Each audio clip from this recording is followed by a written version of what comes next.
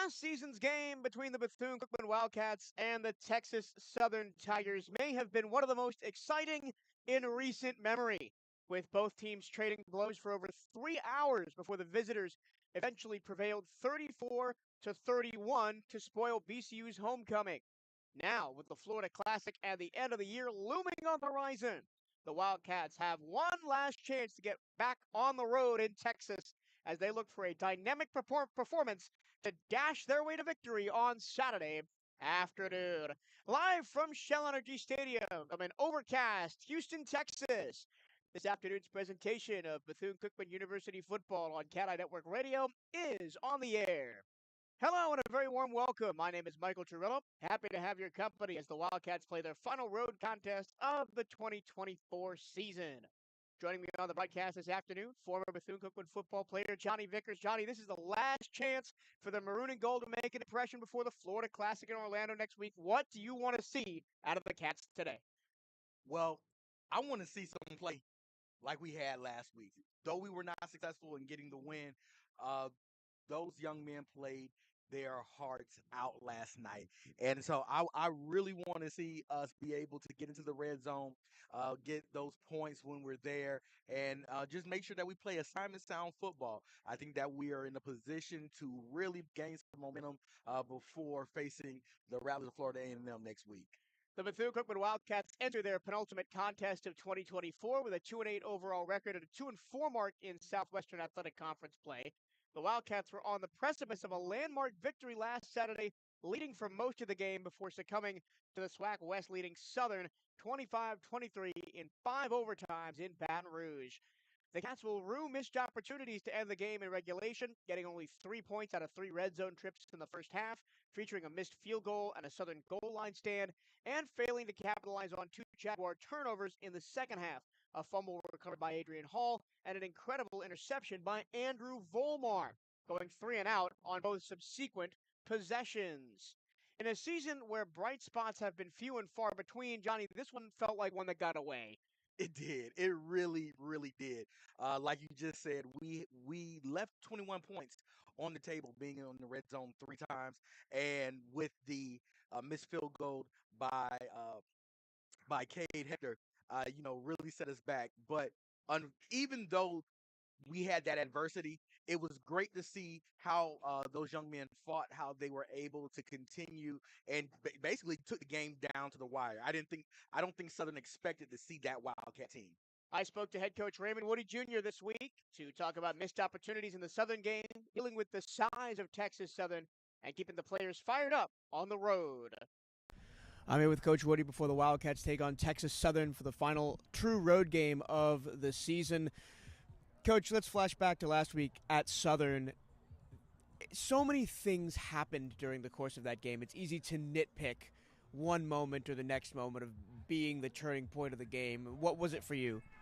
Well, it's all about inches. I mean, we had opportunities. It was that close, but close doesn't do it. We had to seize the moment. I mean, we had a situation where in the regular contest, we got a big interception, didn't capitalize on that last possession to go into overtime, and then we went 5 overtimes, and we came up short. Looking ahead to Texas Southern this week, they're a team kind of in the same spot as Grambling towards the bottom of the Western Conference. Have had some shakeups at quarterback. What have you seen this week that you're looking to exploit? Man, really good football team. They're big, strong, physical, and aggressive. We got to have our A game going in all cylinders because they got some different makers. They had some injuries, and from what I hear, they got guys coming back this game. Going to Texas Southern is a bit of an adventure. They don't play on campus. They play in a stadium in the middle of downtown. There's not usually a great attendance. How do you keep guys motivated through maybe a sleepy sort of atmosphere on a Saturday afternoon? Well, I mean, it's been like that. I mean, we're playing away. We don't have band. A lot of the guys that come, it's people from the area, so it's probably going to be the type of atmosphere that we're used to. Thank you, Coach. Good luck this week. Thank you. The BCU offense has steadily been improving over the course of the season, although raw numbers might not show it.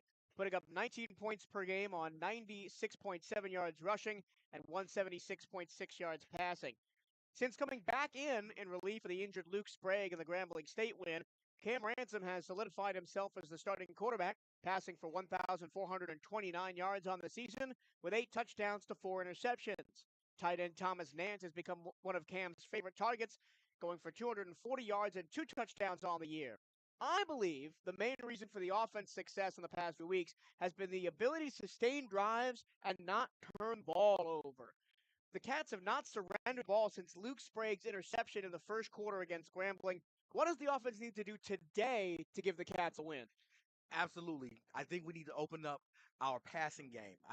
That has been one of the keys to our success in getting this momentum behind the offense. Not just going back to the same old run plays, but being able to incorporate our tight ends and taking the ball up top to our receivers. So I think we open up our passing game, the Wildcats should see some success.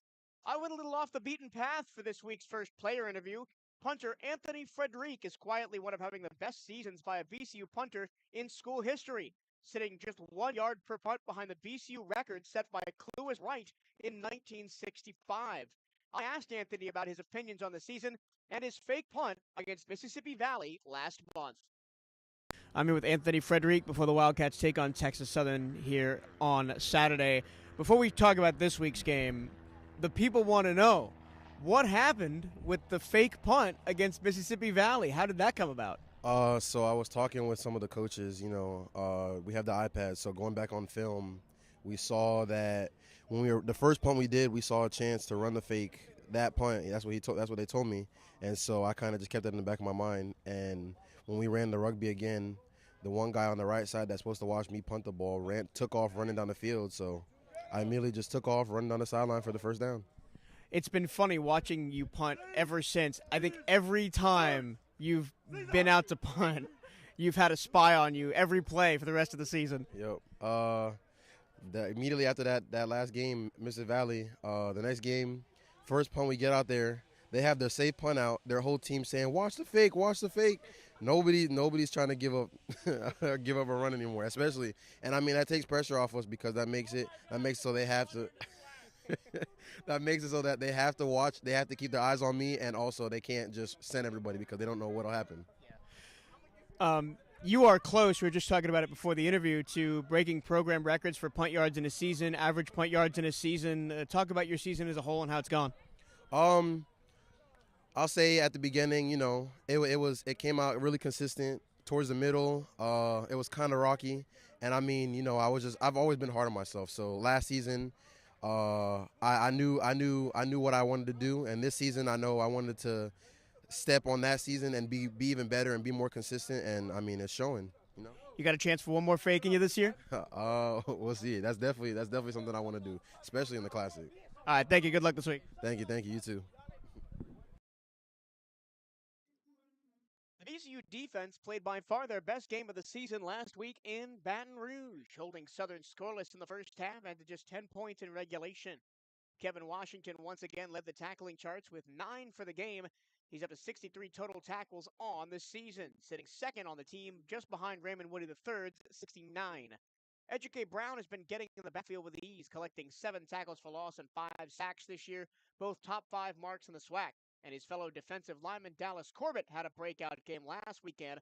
The UCF transfer logged 5 tackles and 2 drive-ending sacks. Talk about the progression of this defense, especially the last couple of weeks. Absolutely. The defense has really stepped up. We struggled against the run in the earlier part of the season. However, now we are starting to see our front 7, our front 8 to start really focusing in on the run and being able to provide stops against run-heavy offenses. And so that's really good to see. And so hopefully our defense continues in the same trend to be able to plug that middle and stop anything when it comes across this team's running backs. So the run game is probably the most important part that we are going to need to stop with this Texas Southern team. I caught up with Dallas Corbett after practice this week to talk about his performance against Southern, getting better each week throughout the season, and getting to the backfield against the Bigs Texas Southern offensive line. I'm here with Dallas Corbett before the Wildcats take on Texas Southern for their final road trip of the year. Dallas, let's go back to the Southern game. I just have a pretty good game, 5 tackles, 2 sacks. Walk through it for me. We just had a real good week of preparation from our position coach, Coach Coley, and D coordinator, Coach Wimbo. We watched a lot of film on Southern, so we had a good game plan on what that O-line, like the protection and stuff like that, so what games to run. So, we prepare a little harder each week just because of how the season been going, so we took the right amount of preparation last week and just came a little bit short. It's felt like you particularly have kind of ramped up as the season has gone on, getting more productive each week. Talk about the journey between week 1 or preseason to now. Not sure people knew, but I've been dealing with a serious ankle injury all season. It really happened like a week before the first game. So each week it been getting a little better, been able to play a little faster. So I felt like last week was probably like the best it done felt. And I got that's when I was able to make the most plays, had my best game. Hopefully it keep getting better from here on out. Texas Southern, on paper, they got a really big offensive line, really good protection for the quarterbacks. What have you seen on film this week? We seen like that quarterback. He definitely could be dangerous with his feet and his arm. We definitely got to stay in our rush lanes. Can't let them get out the pocket. And the O-line, they big guys, but I feel like our D-line, we can move our feet faster than they can move theirs, so we'll be fine. All right, thank you. Good luck this week. Appreciate you. Thank you. With so many twists and turns, the Southern game last week felt more like a ride at Universal Studios than a football game. So it was very difficult picking a Southeast Toyota dealer's highlight of the week. In the end, I decided to go with one of the most athletic plays made by any Wildcat this season, the fourth quarter interception by Andrew Volmar. Today's highlight is brought to you by Toyota. I made the tackle, third down and 1. Wow, they gave him a 9-yard carry on that. Gave him all the way to the 24-yard line. Need the 25 for a first down. Play action, throwing deep, and tipped away and intercepted! Intercepted by Volmar! Oh my goodness! He tipped it up to himself and brought it down! Oh my goodness, what a play by Volmar. What a play. He gets his head around late, gets his inside arm up, tips it to himself, and is able to secure the interception. Wildcat offense back on the field. Interception. Let's go, Wildcats. Let's go. That might be the play of the year. Oh, the play man. of the year. Oh, he man. tipped it to himself and caught it. At home or on the road, they're never the underdog. Toyota.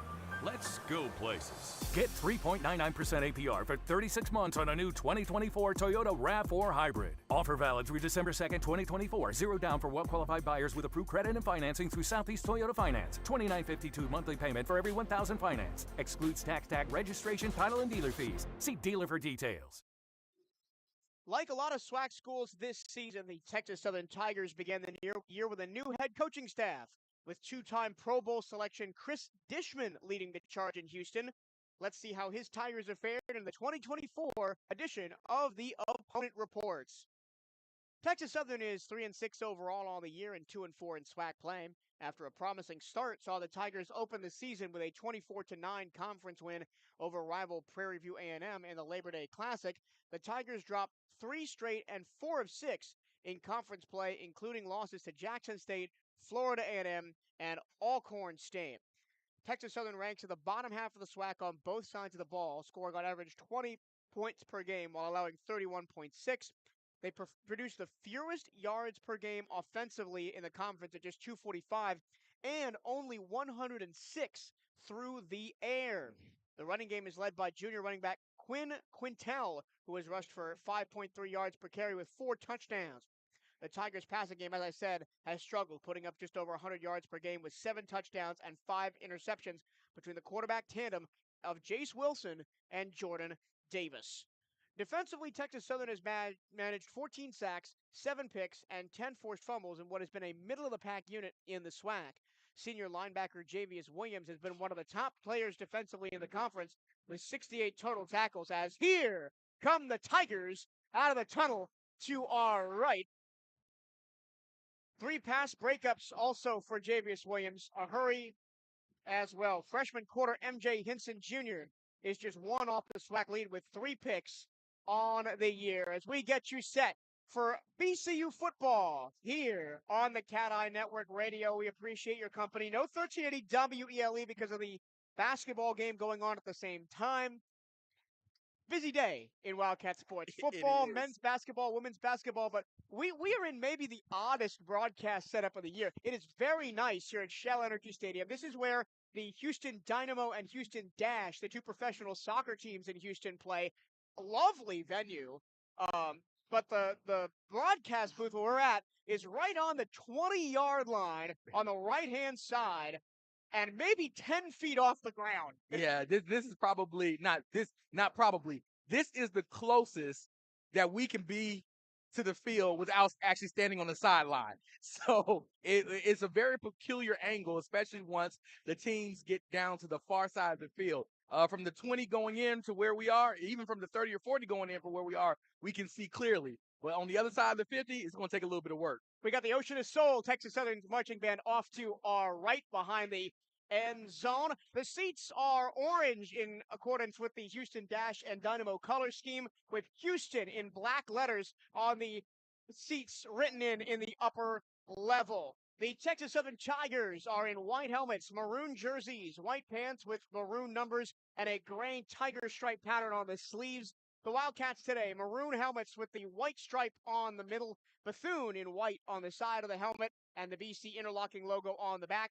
Gold jerseys with a white and maroon stripe on the sleeves, maroon numbers with a white trim, and white pants in what should be a interesting football game today. And usually when I do my research for these games, we look at all the stats and do film, watch film on these teams. I usually kind of know how the game is going to go. I have no idea for this week. No, this is a game that could go either way. You know, some people would say because of where we are in the conference, it's somebody has to win. You know, however, I think that with the Wildcats playing like they have been playing over the past couple of weeks, and us being preparing for the Classic, that this could be a great momentum starter for us going into next week. What do you think the Wildcats have to do as a front 7 to get past some of this tremendously sized offensive line of Texas Southern? I mean, you look up and down, 320, 310, 390, the middle 3 on the offensive line for Texas Southern. Woo, those are some big boys in that interior line for Texas Southern. For the Wildcats, they're going to have to play assignment football, and they're going to have to be able to try to reestablish the line of scrimmage. So they're going to need to get some push to be able to disrupt the passing game and clog up the running game. If they're able to do that, if they're able to withstand and endure this big offensive line, the Wildcats should have success. And this is something that the Wildcats have struggled to do all season, is contain the running game. The Wildcats giving up over 230 yards per game on the ground. They're actually giving up more yards rushing than they are passing, 239 to 225. So with that big offensive line, it's really going to have to be a linebacker's job to try and cover those gaps when they run between the tackles. Absolutely. Everybody knows, if you're a football head, you know that the job of the defensive line is to keep the offensive line off the linebackers. And then it's the job of the linebackers to be able to make plays on the line of scrimmage. All right. Here we go. Cade Hector getting set to kick off left to right. The Wildcats won the toss, deferred to the second half. Back to return, Trenton Leary for the Tigers stands at his own 5-yard line. Hector addresses the ball with his right foot, and we're underway. It's a squib kick up the middle, bouncing to the 20-yard line. It's fumbled and picked back up by Texas Southern, spun down to the 20-yard line, and the Wildcats will force the Tigers well back. They'll spot him at the 18-yard line, first drive of the game. Great coverage by the Wildcats cover team. I mean, being able to squib the ball. They mishandled the ball, but the Wildcats were able to stay in their lanes and come up with a big tackle inside the 20-yard line. It'll be interesting to see who the Tigers play at quarterback. They've been kind of 50-50 between Jace Wilson, the junior out of Missouri City, Texas, and Jordan Davis, the redshirt freshman out of Missouri City, Texas.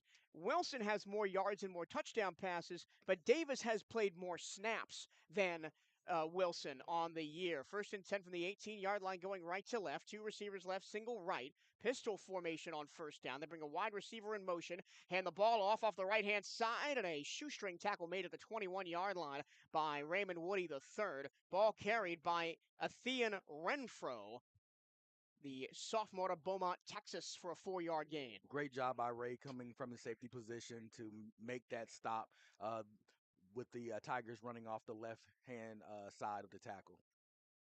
Still really can't tell who the starting quarterback is from our 16. angle. 16, okay, Yes, so it is Jace Wilson. Wilson. Another pistol formation sat with Renfro in the backfield.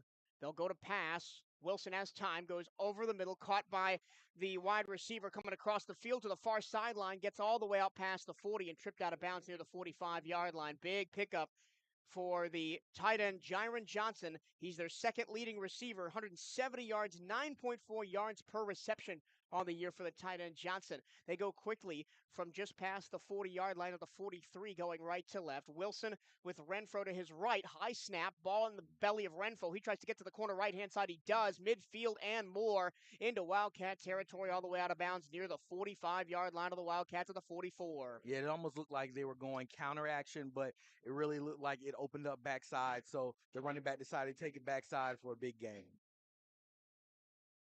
The pace of this Texas Southern offense, the first couple of snaps, has kind of put the Wildcats on the back foot. They'll huddle up now. 1st and 10 for Texas Southern at the Wildcat 44-yard line, attacking the end zone to listeners right. They're still in the pistol with 3 receivers. Strong side handoff, Renfro. He tries to get the edge. You can't do it that time. Only a pick of about 3. Great job by the Wildcats. Run out of bounds by Kevin Washington. And Orrin Patu also there. Adrian Hall moving down the line, being able to make sure that they don't get a big gain off of that run play. Pickup of 3, 2nd down and 7 at the 43-yard. 43? Yeah, it's so hard to pick up these yard markers because we're so close to the field. Once again, we'll go pistol, but this time 2 receivers to each side. 2nd and 8 after the pickup of 2. Wilson back to pass, throws the curl route, far side, it's almost picked. A diving attempt off a deflection hits the ground. Great job by Orrin Patu, who initially jumped that route and tipped it up in the air, and Malik Stinnett almost came down with that pick. Great job. Great break on the ball. Actually, that was Vomar who actually had the breakup on that. Great job by him breaking on that ball and giving. And Stinnett, man, what a diving attempt. Man. He almost picked that off. So now it's 3rd down and 8 from the 42-yard line. Again, attacking the end zone to listeners left. 12:33 to go first quarter. This is the first drive of the game for Texas Southern. We are scoreless here from Houston. 3rd down and 8. 2-by-1, the receivers left to right. Wilson in the gun. He takes the snap. He's under pressure. He escapes out the back door, rolling to his right. He's going to go down for a sack. Great pursuit by the Wildcats. Kevin Washington. I mean, just great being able to get out of that position. And now that the Tigers have to punt, Wildcats will get the ball back. I sang Kevin Washington's praises in the pregame show, and he comes up with a big sack right there to end the Texas Southern drive. Absolutely. Punting for the Tigers is the redshirt sophomore out of California, Jeremy Ramirez. He's got his heels on his own 43-yard line, kicking to listeners left. Back deep to receive is Malik Huggins. There's the punt. It is a high spiral. Huggins makes the catch. He's going to return this, makes a man miss, and dives forward close to the 20-yard line, I think. 10. 10? I think it's the 10. Like I said, ladies and gentlemen, it is very difficult to see on the far side of the field due to our angle, and that this has been the lowest and closest we've been to the field. So we're having to wait until it pops up on the big board, on the Jumbotron, so we can actually see what's going on. 1st and 10 for the Wildcats. They are around the 10-yard line. From exactly the 10-yard line. Exactly the 10. Cam Ransom in the shotgun with Dennis Palmer to his left. They're going to hand the ball off. No, they're going to throw the screen to the right-hand side, and immediately blown up is the play. The pass went to Lorenzo Jenkins, and the Tigers were right there to stop it. Canary Simmons, the free safety, made the tackle. Loss of 5, 2nd and 15. The Wildcats all the way back up on their own 5 now. Here's the snap to Cam. He'll look to throw. He does throw middle. Wide open. Here's the catch. Thomas Nance in open space in the 20. Makes a man miss. Dives forward to the 30-yard line. That's a first down, maroon and gold. Great job with Cam finding the tight end going across the middle. Wide open. No one within 10 yards of him. And Thomas Nance turning upfield to get that extra yardage, giving the Wildcats How first about that down. little stutter step in the open field there? Hey, look. Hey, whatever you can do to protect that ball and get more yards. 1st and 10 for the Cats from the 30. They'll run the ball. Dennis Palmer right-hand side looking for the corner. He does turn the corner and gets about 10 yards near the 40-yard line. Good run. First port of call for Dennis Palmer on the game. Good job. Wildcats moving the ball very effectively. Great run Got play. 8. Got 8 off of that play.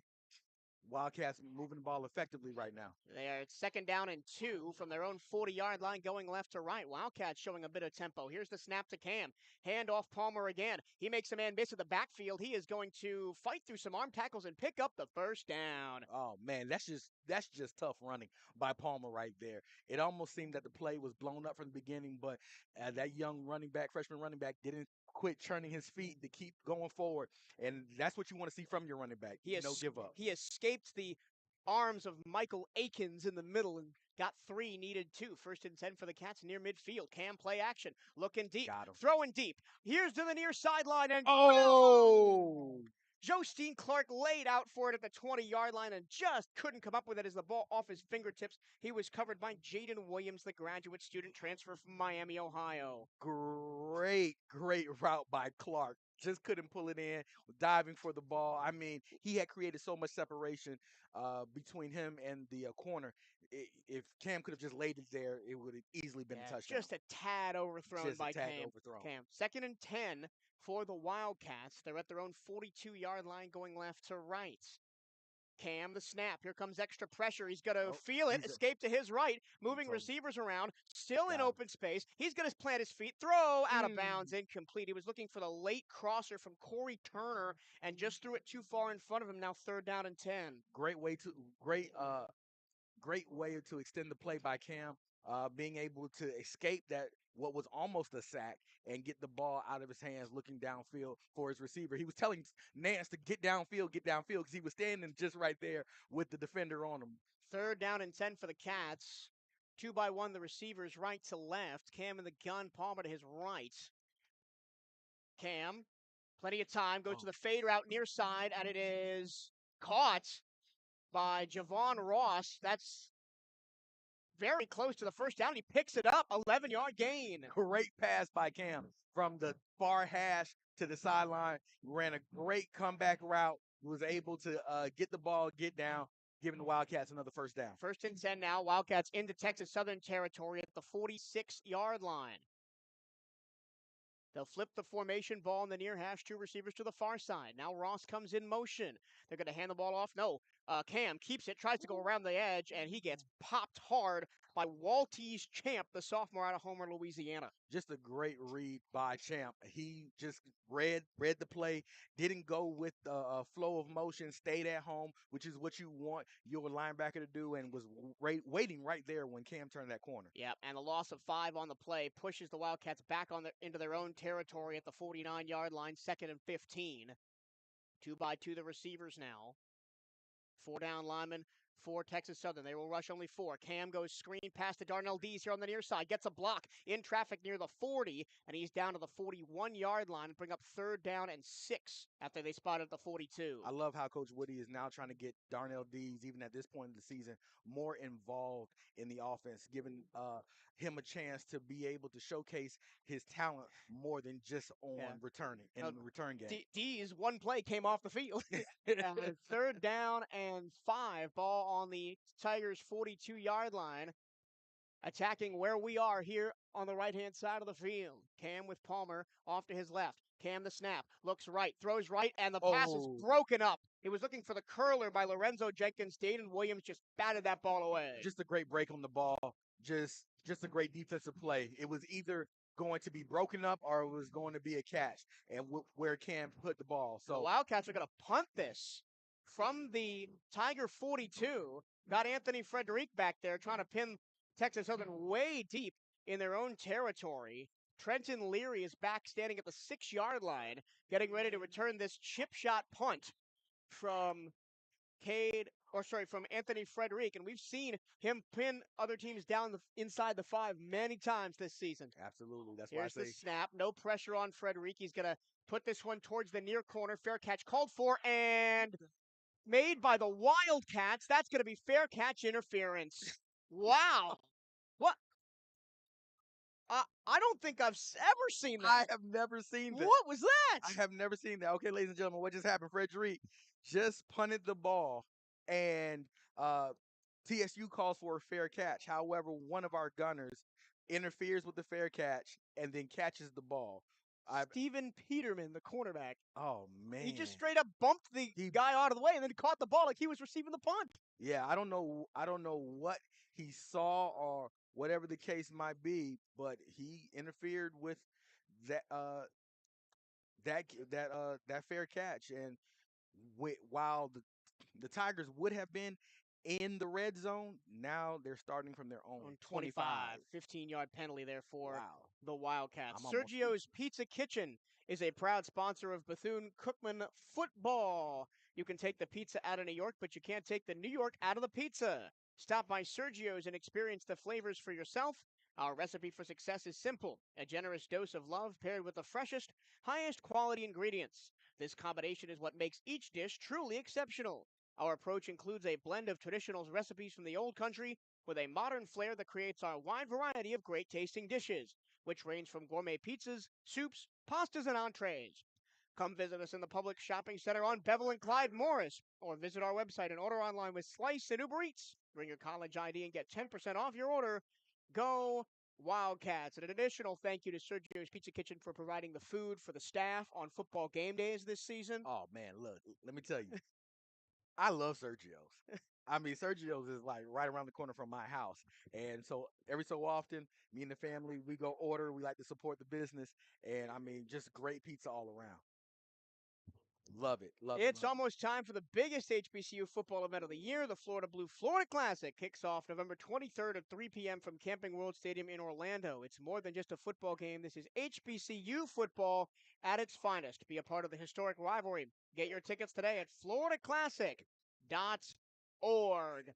Man, it always is a little sad when the camera or the calendar is getting ready to turn to December and we leave football season behind, but the Florida Classic makes sure we leave every season with a bang. And it doesn't matter what the records are. It doesn't matter who's hurt, who's not, who's playing. The Florida Classic is always one to watch. This is always the game that everyone talks about, especially alumni from both schools at the beginning of the season. And so I can tell you, Trash Talking Week starts tomorrow. Oh, yes. It starts tomorrow. First and 10 for Texas Southern after the timeout. They're at their own 25-yard line. Jace Wilson, the quarterback. Athean Renfro gets the carry up the middle. He is hit hard and dropped for no gain. Dallas Corbett snuffed that one out like a light. Great stick. Washington was in there as well, coming up from his position. Just a solid play, making sure that they aren't gashed for a big one. Corbett almost overran it, but was able to come back after Washington made the initial stick. Athean Renfro is a big guy, 5'9", 225, the sophomore from Beaumont, Texas. This is a big boy. That's a big boy. And he's been able to get outside. 2-by-2 the receivers on 2nd and 11 after the loss of one from the 24. Wilson back to pass, goes across the middle, and that is caught. But right there to make the tackle is Caleb Blake for a gain of 6, brings up 3rd down and 5. He was right there on the tight end, and I thought he was either going to get an interception or be able to have that pass breakup. But great coverage nonetheless, being able to make sure that he's able to tackle the tight end in open space. And not a great spot for the Tigers either. They back him up all the way to the 29, give him 3rd down and 6 now. Going right to left, right in front of our broadcast position here at the 20-yard line at Shell Energy Stadium. 2-by-2 the wideouts. Wilson with Renfro to his right takes the snap, throws middle. That pass is caught by the running back out of the backfield. He gets right where the first down marker is. We'll see what the spot is. That's Davion Ford, the other running back. The transfer from Notre Dame College, first down, Texas Southern, right at the 35. Woody and Washington came up for the tackle, and the Tigers are moving at tempo now. Play action to Ford. They'll go to the tight end off the left-hand side. He makes the catch.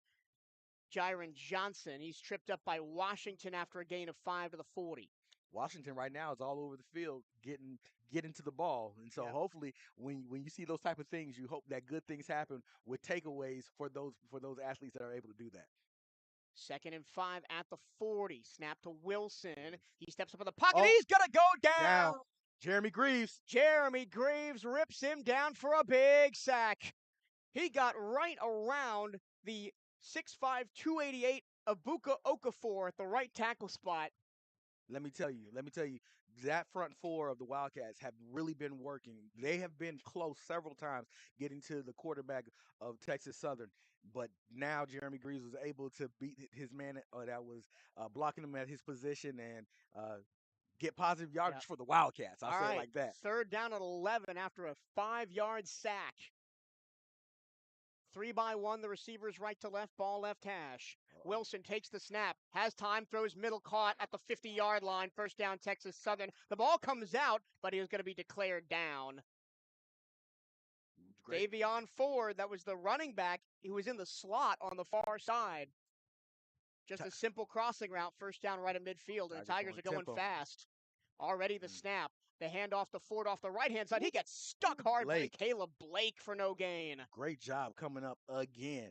I have no doubt that the Wildcats are close to getting some takeaways for this game. Just the way that they're playing defense. You know, they have a couple little breakdowns here and there, like that last play on 3rd down, which was a very big game. But right now the Wildcats are playing very aggressive and physical up front, trying to cause disruption in the backfield. I see Ejike Brown out there. Well, you just went to the bench now, but he didn't play at all last week against Southern. It was a big loss for the Wildcats. Good to see him back out there. 2nd down and 10 from the 50 after the no-yard run by Ford. They're in the pistol with just a single receiver each side. Wilson back to pass. Quick hitter over the middle, and it's incomplete. Threw it behind Ford, who was on a little bit of a wheel kind of out of the backfield. He was coming across like a deep slant. It was a deep slant. And you run that with your running back out of the backfield. Well, that one he had his defender not beat, but was able to gain a little bit of separation. It was just the ball wasn't put where it needed to be, and it was thrown behind him. So incomplete pass for Texas Southern. All right, Wildcats are going to pin their ears back on 3rd and 10. Texas Southern right at the midfield stripe, ball middle of the field. Pistol formation with Davion Ford in there. 3 receivers to the right-hand side, and a flag flies, false start. That'll make it 3rd and 15. Great job, Wildcats, just being patient up front. This Texas Southern team very disciplined under first-year head coach Chris Dishman. The 3rd fewest penalties in the conference, just 6.8 per game, and they have the most penalties forced to the other team per game at 9.3. Well, if that's the case, then you know what the Wildcats have to do. The Wildcats have to be very disciplined and make sure that they don't get baited into certain situations of them reacting and retaliating. And that's something that we could talk about at a timeout. The Wildcats did very well last week. Absolutely. 3rd and 15 from their own 45. Snap to Jace Wilson. He's got pressure in his face. Has to roll to his right. He's going to chuck the ball out of bounds, and the Wildcats will hold. I'm surprised that there is no intentional grounding because this is almost the same type of play that happened last week with Southern. There were 4 gold jerseys in the backfield on that play. And they absolutely call intentional grounding. But I guess this crew is going to be a little bit more lenient today because there was no intentional grounding on that particular play. But we have the head official. Corbett, DeBula, Hall, and Brown were all in the backfield on that play, chasing down the quarterback. Almost got a holding call because all 4 of them were being held. Trying to get to the quarterback. Wildcats want a man on late. Here's the punt, and it is almost blocked. It's not a great punt. It's going to bounce and take a Texas Southern roll in the middle of traffic near the 15-yard line and be down right there. So the Wildcats will have started from their own 10 and now their own 15 after we take a quick break. No score, 3:36 to go first quarter. Wildcats on the ball when we come back to Houston. This is Bethune-Cookman University football on CatEye Network Radio.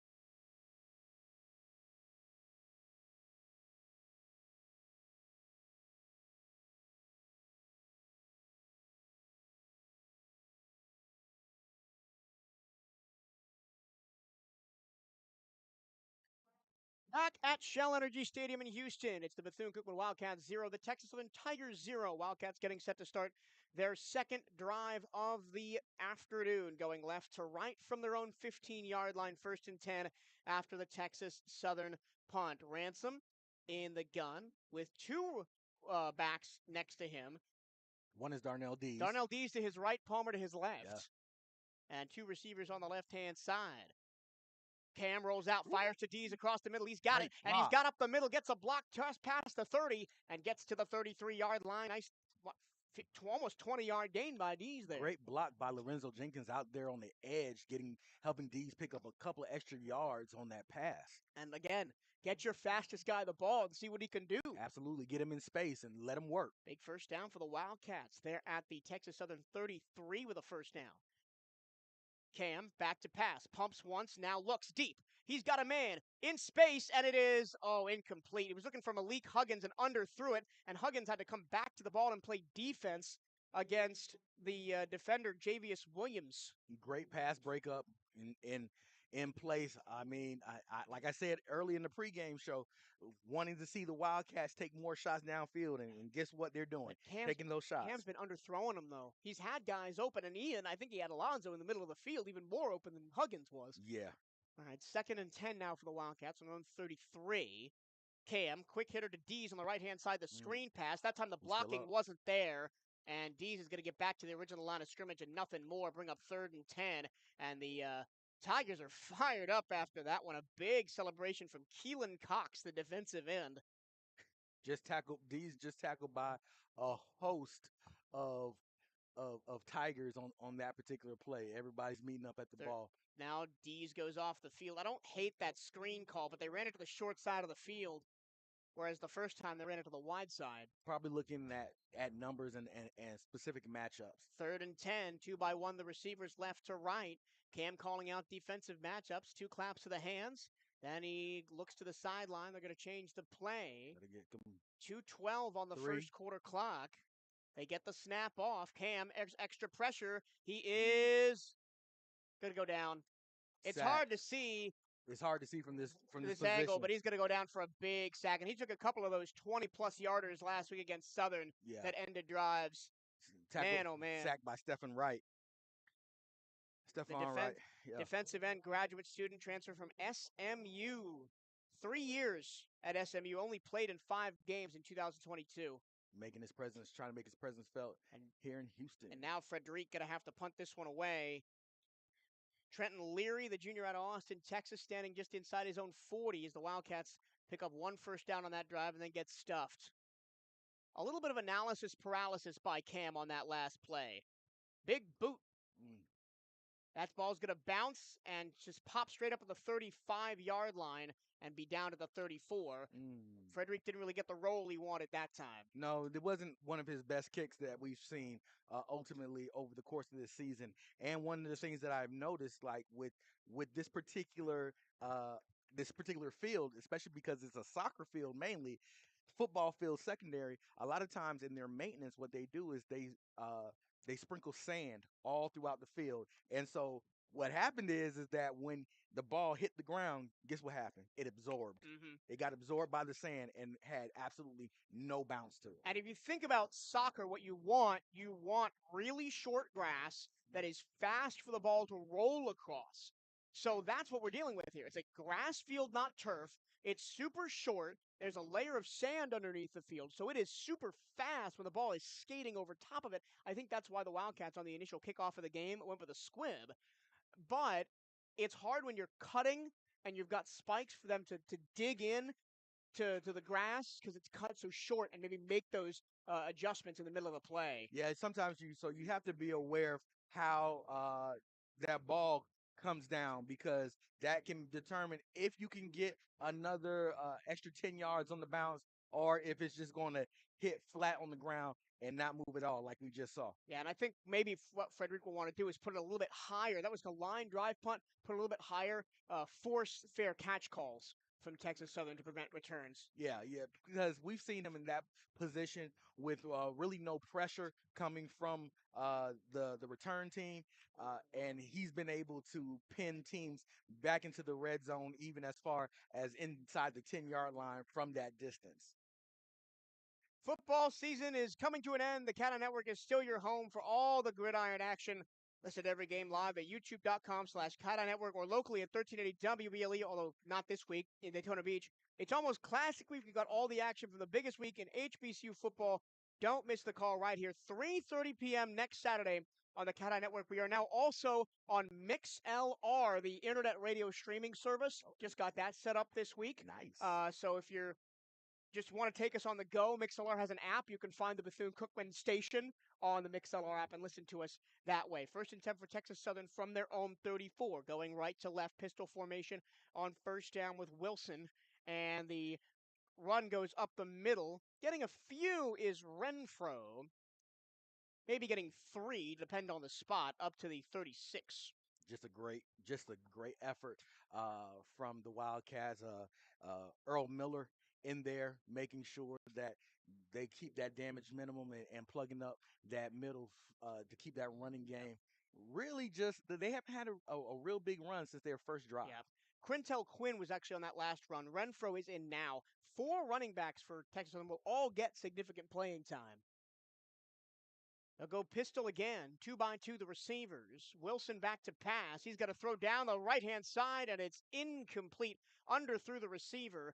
The receiver, Trenton Leary, was asking for pass interference. No flag upcoming, and it's 3rd down and 8. No, Volmar has just been playing some great lockdown defense over these past couple of weeks, and so he's making it a lot harder for teams to throw on him, as he's being very, very assignment sound when it comes to his game. Also, the pass was nowhere near Leary. It was way underthrown. Absolutely. 3rd down and 8 for Texas Southern at their own 36. 3 receivers on the right-hand side. Wilson rolls that way. Pressure from the backside. He's going to go over the middle. Back shoulder throw is caught right at midfield. I believe that's Kieran Charlo who made the catch. It is the native of Missouri City, Texas. Only 3 receptions for 44 yards in his first 2 seasons. He's got 123 yards on 12 catches so far this season. Just a great show by the offense, getting the quarterback outside the box, getting him on the move to try to make some things happen with his feet. 1st and 10 for Texas Southern right at midfield. They'll continue to run that pistol formation. Handoff Davion up the middle. He's going to be gobbled up after a gain of 5 by the linebacking crew. Just great. And that's the end of the first quarter. Wow. That seemed pretty fast. Yeah, I know. First quarter, 15 minutes gone. No score. Texas Southern with the ball when we come back. This is Bethune-Cookman University Athletics on the CatEye Network Radio and 1380 WBLE.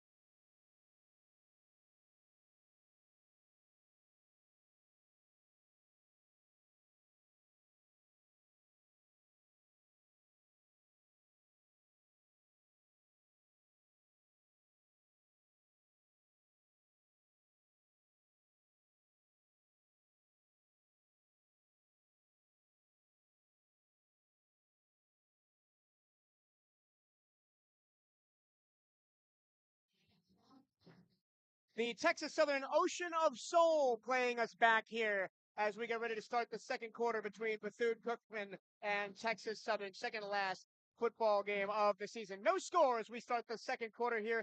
Texas Southern starts from the Wildcat 45, second down and 10, going now left to right across your radio dial. Jace Wilson continues to be the quarterback. Davion Ford behind him in the pistol at running back. Just a single receiver to each side of the field. Wilson kept it and he got clobbered. I thought they were going to fake the handoff, and Educate Brown said absolutely not. Great eyes for J.K. Brown. Listen, when it's hard to read those reads when the quarterback is doing like a zone read or a veer read, because you never know if he's going to give it or pull it. So it was just great discipline for him to be able to locate the ball, see where it was, and then make a play on the ball. See ball, get ball. That was a loss of 2, second down and 7 now from the 43. Sorry, the 47. No, 3rd and 8. Oh, they lost 3. Okay, the 48. 3rd and 8, the 48. 3 receivers to the right in bunch formation, single left at the numbers. Wilson looking to pass. Yes. Here comes the late rush. Glass goes over the middle and is incomplete. No flag. Volmar there again. I'm telling you, he came to play. Volmar is out there trying to be a lockdown corner. I'll tell you what, his interception that he had last week seems to have electrified him. He's played so well the back half of the season. Oh, man, look, when you have your opportunity to make plays, guess what you do? You make plays. Here's the punt upcoming. It is almost blocked again. Huggins calls for the fair catch and makes it at the 13-yard line right in front of us. If you've just joined us, our broadcast booth here at Saladini Stadium is about the 20-yard line on the right-hand side of the field and maybe 10 yards up off the ground. We are as close to the field as you could get in college football, probably. Oh, man, I haven't been this close to the field in any press box I've been in. So since maybe some high school games that I called earlier. I mean, I don't even know about high school. This is, like I say, this is pretty close. I think the closest one for me was University High School over in Orlando. They don't have a stadium. They have like a big hill that everybody sits on, and we're just kind of on the hill doing the broadcast. It's a cool setup over there. All right, 1st and 10 for the Cats on their own 13. They've been backed up deep in their own territory. Here's Palmer off the right-hand side, dragging defenders out to the 17-yard line. Pick up a 4, second down and 6. Wildcats moving the ball really well. We just haven't been able to get into scoring territory right now. Well, both teams actually. So hopefully the Wildcats will be able to sustain this drive and get points on the board. Second down and 6 after the 4-yard gain. Ball at the 17-yard line. They'll hand the ball off again. Jump cut to the back. There goes Palmer. 25. Bounces off a tackler at the 30 and is finally dragged down near the 35-yard line to pick up a first down. Great job. Just like I said, what could happen even at Southern, where if they are collapsing on that front side, that back side will open up, and that's just what happened. Palmer was able to get to the backside of the play for positive yardage. 1st and 10, they spot the ball at the 32-yard line. Cam hands it off Palmer, running right, looking for an edge. He's going to turn the corner a little bit. Looked almost like a face mask there as he dove forward for about 4 yards up past the 35. Back at the helmet. But just a great play trying to get establish Palmer on the outside of the formation and get him around that corner, setting the edge. 2nd and 5 after the pickup. It's been all Palmer on this drive, 4 straight runs. Absolutely. I mean, put the ball into a young man's hands. Let's keep feeding him. This young freshman who has shown out so much this series and after being hurt for the first 4 games of the year. Man in motion left to right. Fake the jet sweep to Huggins. Hand the ball off to Courtney Reese, who comes in relief, and he gets 3, and it'll bring up 3rd down and 2. Wildcats in 3rd down territory. Again, hoping to convert and to sustain this drive. I'd love to see another one of these tight end outs or tight end crosses. Yeah, I wouldn't be surprised if we see something like that coming across the middle or something shallow from one of our slot receivers. 3 receivers all to the left. Shotgun right is Reese in the backfield. Cam to throw. He looks. He sets up. He throws deep. He's got Huggins behind the defense. Huggins makes the catch down the left sideline, and he is going to go all the way. See you later. Touchdown Bethune-Cookman. Touchdown Maroon and Gold. Malik Huggins with some dynamic speed to put the Wildcats on the board. Great job. Great throw. Like I said, Our shots downfield, we have been overthrowing them. That time, Cam Ransom put him Perfect. on the money, hit Malik Huggins in stride for the touchdown. You couldn't ask for a better pass. And Malik Huggins was one-on-one with their best corner, MJ Hinson, just blew straight by him. Listen, I'm not surprised by these Wildcat receivers. He had 4 or 5 yards of separation. And also, the catch at about the 30-yard line of Texas Southern as the extra point is up and good by Cade Hector. It's 7-0, 11:55 to go in the second quarter. The pass was great, but it was an over-the-shoulder basket catch by Huggins for in stride, and then he just kept going and accelerated away from the defense. When you have your receiver who is able to create separation, you can see that he is open by a couple of steps. You are going to want to try to put that in the money. So he's the only one that can catch it, right? It's either going to be a completion or it's going to be an incomplete. So Cam Ransom, I think they're over there. They've worked out some of their timing issues from what we had earlier. Here it was just off the hands of Clark where he had to dive. Now Cam Ransom is hitting receivers in stride. Quick shout out to Bethune-Cookman men's basketball playing their only home game of the fall right now against South Carolina State. They're up 56-45 with 7 minutes and 36 seconds to go in that one. Wildcats looking for their first win of the year. Women's basketball also playing right now at FAU, down in Boca Raton. I don't have a score on hand. Maybe I'll get you one of those at halftime, as well as the halftime around the SWAC segment as usual. But the Wildcats finally break this open, and just like last week, Johnny, we have a lead on the road in a game we're not favored in. We couldn't hold on last week. What do we have to do to keep this momentum through the rest of this game? Well, I think we can continue to do what we're doing right now. Continue on the offensive side of the ball to take shots down the field. Continue to nip away at them in the run game, especially if we're both able to get positive yardage in our pass and run game. And then as far as the defense is concerned, continue to make sure that we are playing outstanding against the pass and being able to just swallow up the run to make sure that we don't have any big gashes that could hurt us down the line in this game. So if the Wildcats continue to do what they do, we'll be in good shape. On the defensive side, right, we got to give flowers to the defensive front through the first quarter and change. They have been playing out of their minds. Dallas Corbett, DeBula, Brown, Hall, even Caleb Blake's been great at nickel. And even his listed position as nickel, but he's been up in the tackle box as well. Miller, got to show Miller some loves. Greaves, who had the sack early in the first quarter. I mean, the Wildcat defense has been trying to do it in all facets, on all levels of this game so far.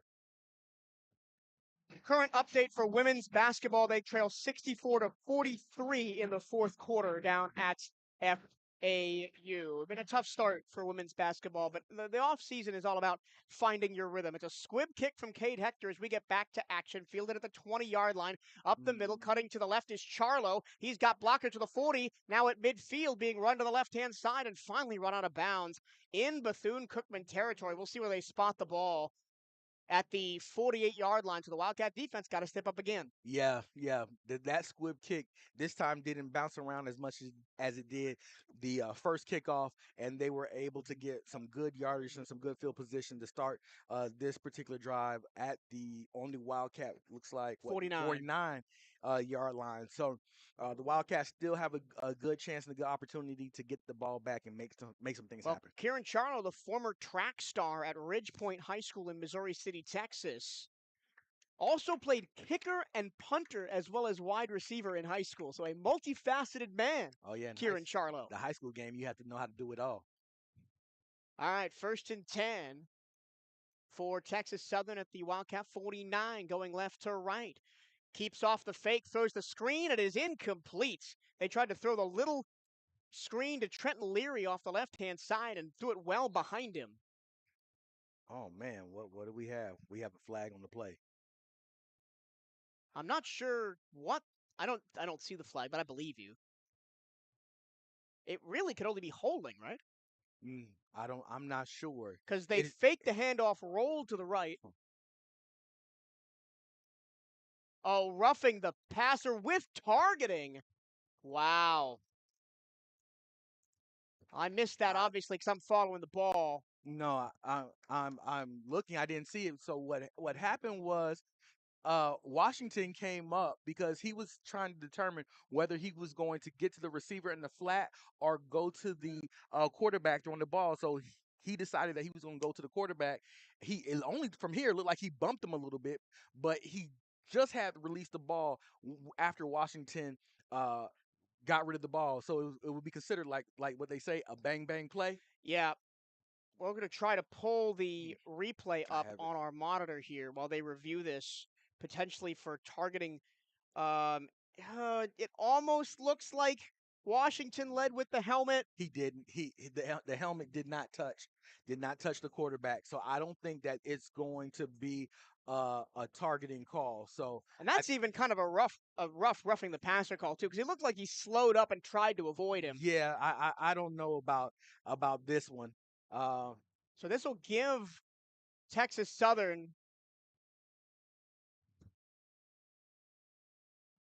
So roughing the passer is the call, no targeting. So it is a 15-yard penalty that'll spot the ball at the Bethune-Cookman 34-yard line and give a free first down to Texas Southern. So what the refs felt that Washington had enough time to pull up after the quarterback released the ball to throw to the receiver. So that's why they're saying and calling it roughing the passer. Yeah. However, it was a clear no targeting call Yeah. from what we can see It here with it the it feels monitors. like every penalty the Wildcats have incurred this year is just a massive swing of momentum that negates a big stop or a big play. Here we go. First and 10, deepest field position for Texas Southern in the ball game at the Wildcat 34. They'll hand the ball off to the right-hand side. Looking for the edge Great is string, great Renfro, string and the out. Wildcats string him out and knock him down for a loss of 2. Steven Sparrow, Sparrow, first man there. Steven Sparrow, and then Dallas came to clean up a little bit as well. But just great defense and not letting the running back turn that corner, being able to set that edge and stringing him out, and for a loss. Loss of 2 on the play. Back to the 36-yard line. Second down and 12 for Texas Southern. The Tigers have alternated between tempo and huddle, old style NFL huddle on their offense. Yeah, Now they you get don't see set. that. You don't see One that too often. one receiver each side with Renfro in the gun to Wilson's left. Wilson takes the snap, looks to throw against the 4-man rush. He's going to be forced backwards, looking around, throws it deep. It is Complete. incomplete. He Woo. just threw it up for grabs. One of the receivers, Leary, came all the way back from the 10-yard line to the 20-yard line to try and grab it, and it just hit the ground in front of him. I thought a Wildcat maybe was going to go up there and pick it off, but there was Man, nobody wearing gold in the vicinity. listen. That was a dangerous pass because he was rolling out to his right and he threw it back across the field to the other sideline to his left. And what's the number one rule about being a quarterback? One of them: do not throw back across your body. Yep. It is the most dangerous pass. And so ultimately, lucky for him, it wasn't picked off, but it was an incomplete pass. But again, good job by the front four to force him into that decision. Absolutely, absolutely. Third down and 12 from the Wildcat 36. Timeout Texas Southern with 10:45 to go here in the second quarter. The Wildcats hanging on to a 7-0 lead courtesy of a 60-yard passing touchdown from Cam Ransom to Malik Huggins on the Wildcats' last drive. Absolutely.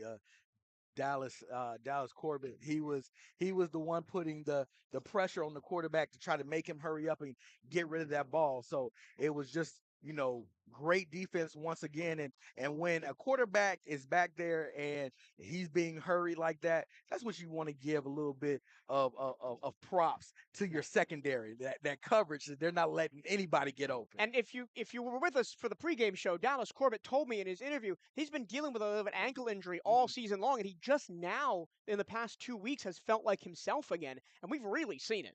Yeah, he's really been getting after the quarterback. I'm seeing spin moves, bull rushes. He's trying to get in his bag. All right, third down and 12 from the 36. Wildcats trying to get a big stop and push them out of field goal range. Only a 4-man rush. Wilson goes across the middle. Intercepted at the 20-yard line. Wildcats bring it back. 35-40, middle of the field, looking for space on the right-hand side. 50, 40, cutting back to the middle of the field and going out of bounds. It's a turnover for Bethune-Cookman. And the first takeaway of the year for...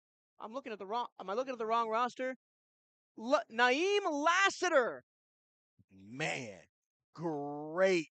Just got in front of, just jumped the route, and was able to get a great return back into Texas Southern territory. Naeem Lassiter, the sophomore, off the bench.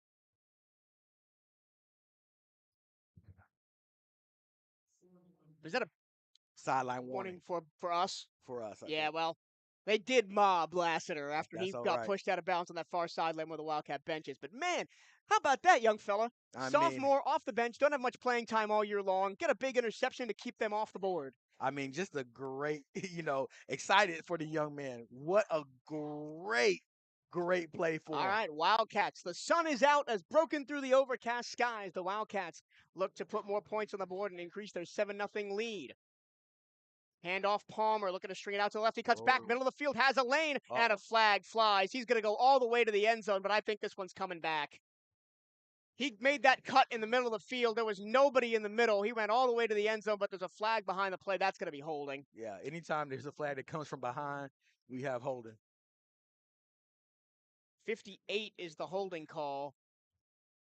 Man. Isaiah Malmalanga, the freshman, the redshirt junior, the junior college transfer from out in California. Yeah, those were the type of things that plagued us early this season and kept us from sustaining those drives. What did I say about every penalty feels big? Every right? penalty does we feel got big. We got the incomplete pass negated on the last drive. Now we got a touchdown run negated by a holding call here, and setting up 1st and 20 for the Wildcats from the Texas Southern 46.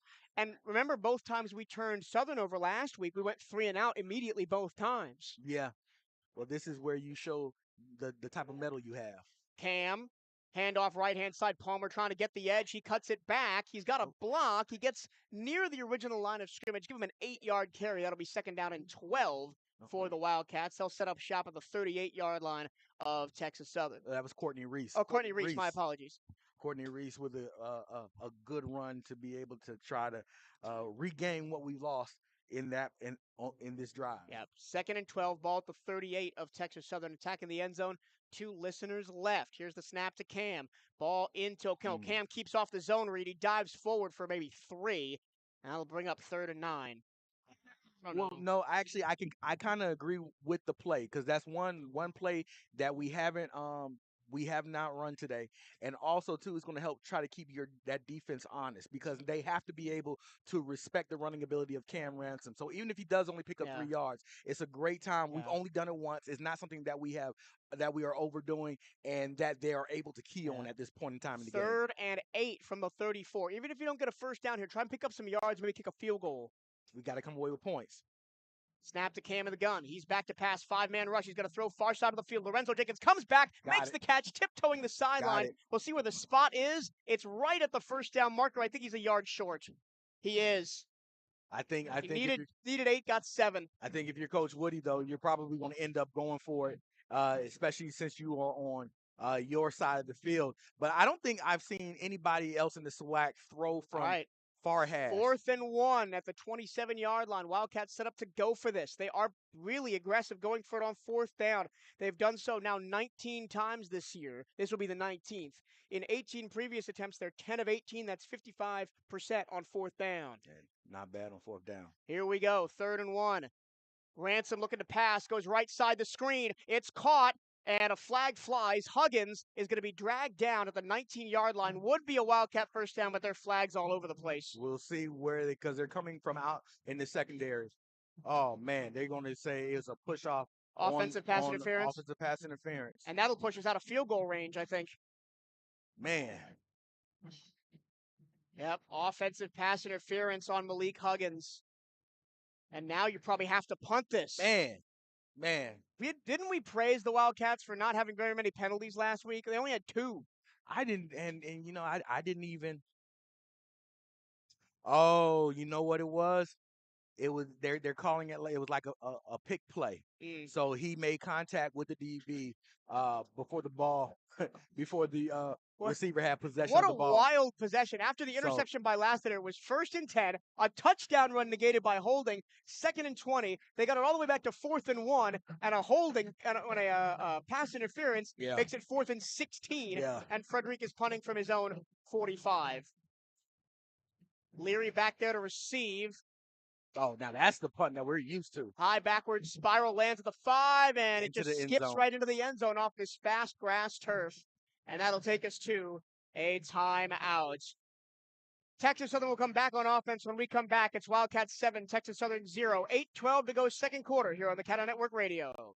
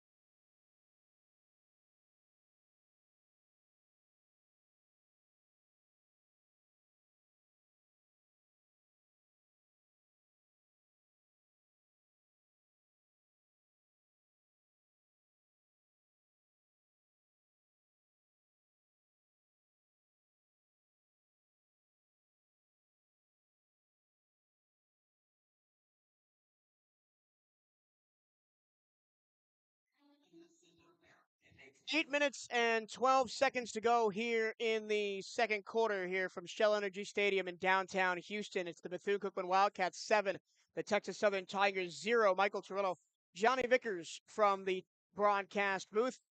Johnny, man, again, interception, can't do anything with it, 3 and out, punt the ball away. Yeah, it's one of those unfortunate things. We've been talking about making sure that we can sustain drives, and it looked like a drive that we were going to be able to sustain. But Well, once again, and penalties again, the penalty took a touchdown off the board.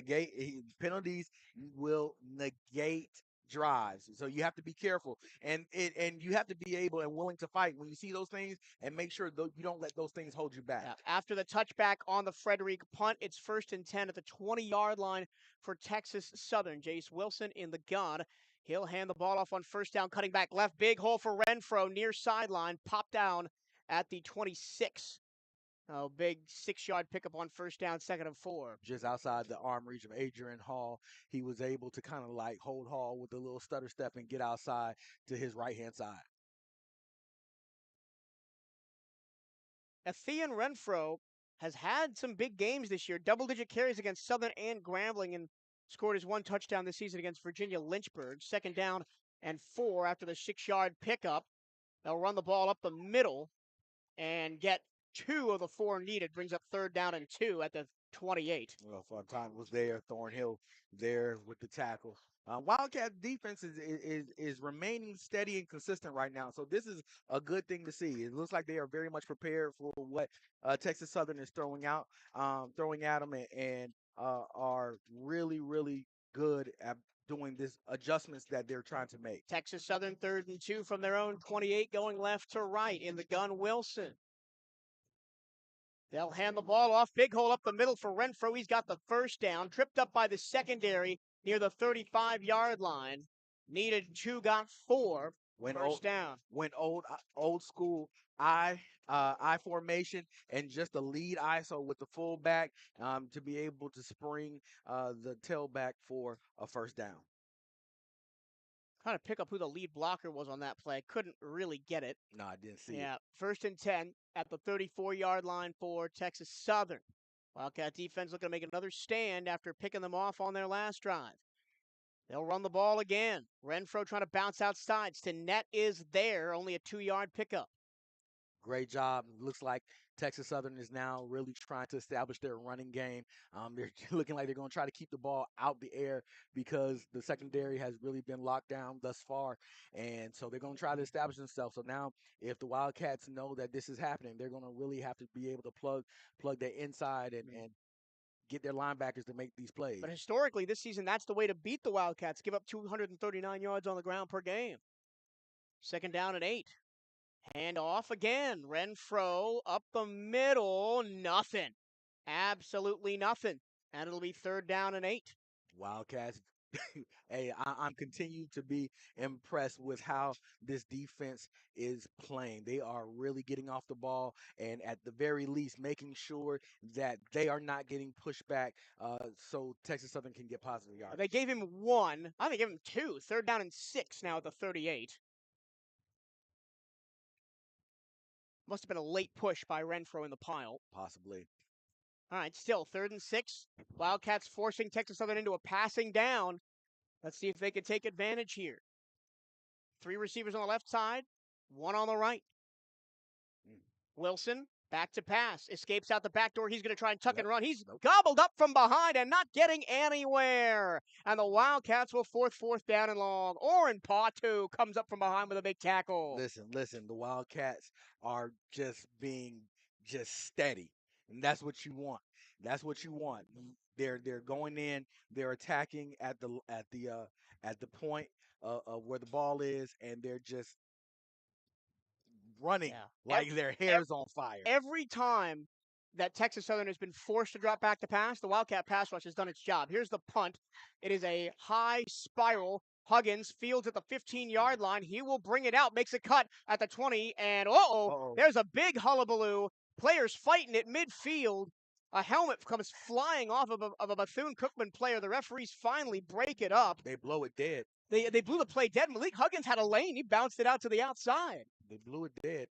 With 2 flags right at the 50-yard line, it was Walty's champ for Texas Southern, and I couldn't catch the number of who it was for us. It was for us. It was either Corey Turner or Jamaris Spates. It was Spates. And man, that's the side of football that you don't want to see, especially like with 4:18 to go in the first half.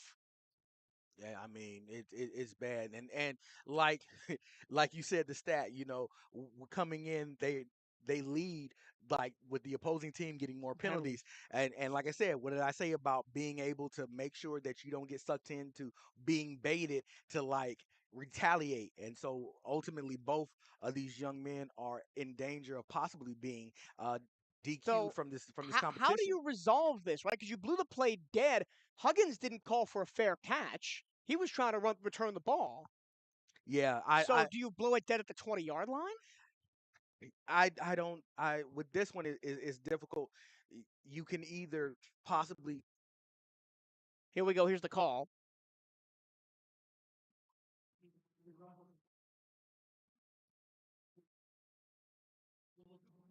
So holding on Bethune-Cookman. And then on sportsmanlike conduct. And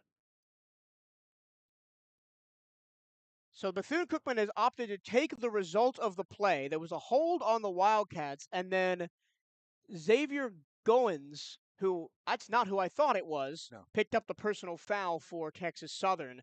There was no personal foul assessed to Bethune-Cookman.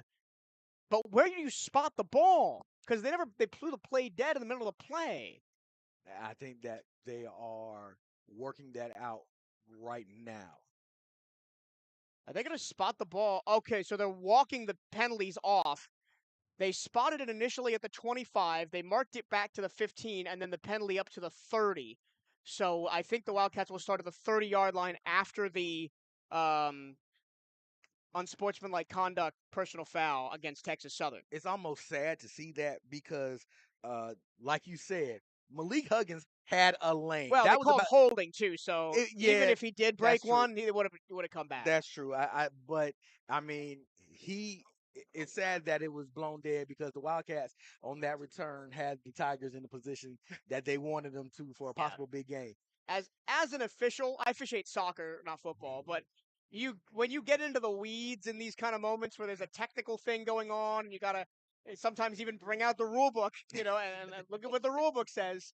And I do not envy any official Absolutely in a not. position like that where you just gotta go deep into your game knowledge to figure out how to resolve this. Until you have to ref or officiate a game. Listen, ladies and gentlemen, I don't know if you've ever had to do it, but you have to give those people respect, because let me tell you something. No matter what you do, when you are wearing those stripes or that uniform, you're going to be wrong when it And comes to the fans. and it is maybe the most hated profession in sports. I don't want to say that because it is the most important profession in sports.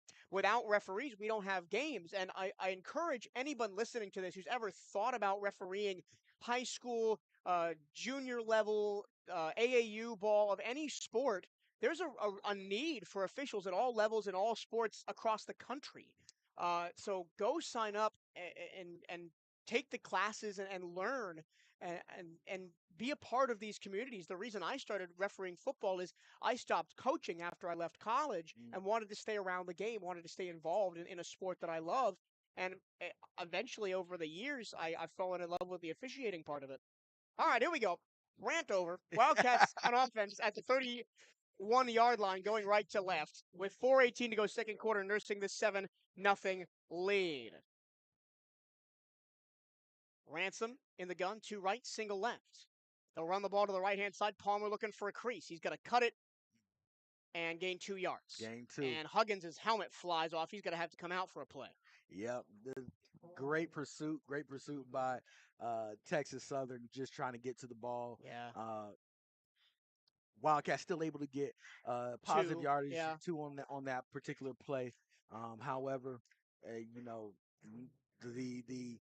second and Tigers 9. looking like they are Gain of making 1 on the adjustments. 32. I want to see the Wildcats go back to the counter run eventually. They did it in the first quarter. I haven't done it in the second. Yeah. Shotgun snap to Cam. He's back to pass. Here comes the blitz. Cam throws it middle. It is incomplete. Great. They tried to get stop. to, I think that's Ross over there on the far side, and it was just broken up. 3rd down and 9 now.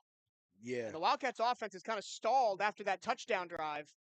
Yeah, it has stalled, especially after all of these penalties that have happened. 3rd and 9 for the Cats from their own 32. Couple of claps by Cam trying to draw. Texas Southern offsides. Southern was offsides 5 times last week. Oh, yeah. Cam against the blitz again. He's going to throw with a hand at his face. It's complete to Javon Ross on the near side at the 35, but only gains 2 or 3 yards. It's going to be 4th down and 6. Yeah. And a punt team coming up. Just another stall. This is how, in just memory of what was happening early in the season when penalties would happen and it would just negate the drive. So that's what we have seen thus far. We've seen all these penalties, and then the Wildcats now just having to punt. We're going 3 and out. So we have to be able to come back and play some disciplined football. And the defense is now on the field more and more and more and going to wear down. And here's the snap. Punting is Frederic. He gets it away. A high spiraling punt. Sending Leary back at his own 15, makes a cut and is dragged down to the 15-yard line. Great pursuit by the Wildcats. That's Clayton Thomas Jr., the long snapper who made the tackle. Listen, what Clayton does is he snaps the ball and takes off. He's one of the first people down the field each time. And so, I mean, just being able to have a long snapper that can get down the field like that, that's a blessing in and of itself. He was preseason all-conference, Clayton Thomas Jr., long snapper. The postseason all-conference. How this season has been going. And Anthony Frederic is in line for that first-team all-conference. If you don't put him as first team this year, I don't know. Listen, Swag, y'all know what it is. All right, here we go. Wildcats back on defense, looking for another stop at the 13-yard line of Texas Southern, going left to right. Jace Wilson, handoff, middle. Wildcats try to blow it up for no gain, and they do. Maybe a gain of 1 off the handoff to Athean Renfro. Wildcats trying to make sure that they can stall this drive out and get the ball back and before the halftime before the half, because we get the ball back in the first half. So in the second half, yeah. Excuse me. 2:33, 3 timeouts for the Wildcats, 2 for the Tigers. Clock running. There really needs to be 1 more snap for Texas Southern before the 2-minute warning. Yeah.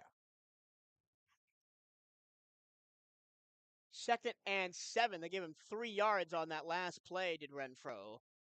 They're going to hand it off. No. Pass. Wilson, play action, fake, throws far side, caught at the 25, and diving towards the first down marker is Trenton Leary. He's going to be close depending on the spot.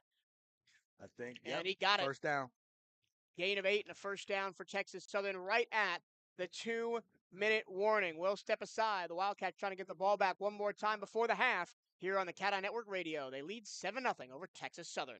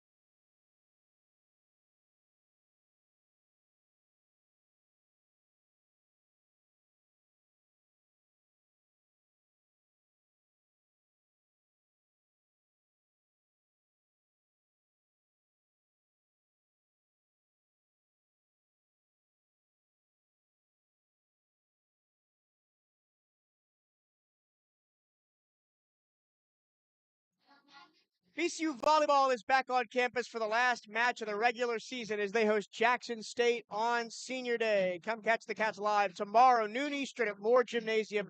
Admission is free. Can't make it to the gym? I'll be there calling the game live on youtube.com/CatEye Network. What a busy couple of days here for the CatEye Network, man. We're here. At the same time, men's basketball is finishing up getting a win, 74-61 with 14 seconds left over South Carolina State. Thanks to Kenny for stepping in and doing that game, and our student crew back at Moore Gymnasium for bringing that game to you.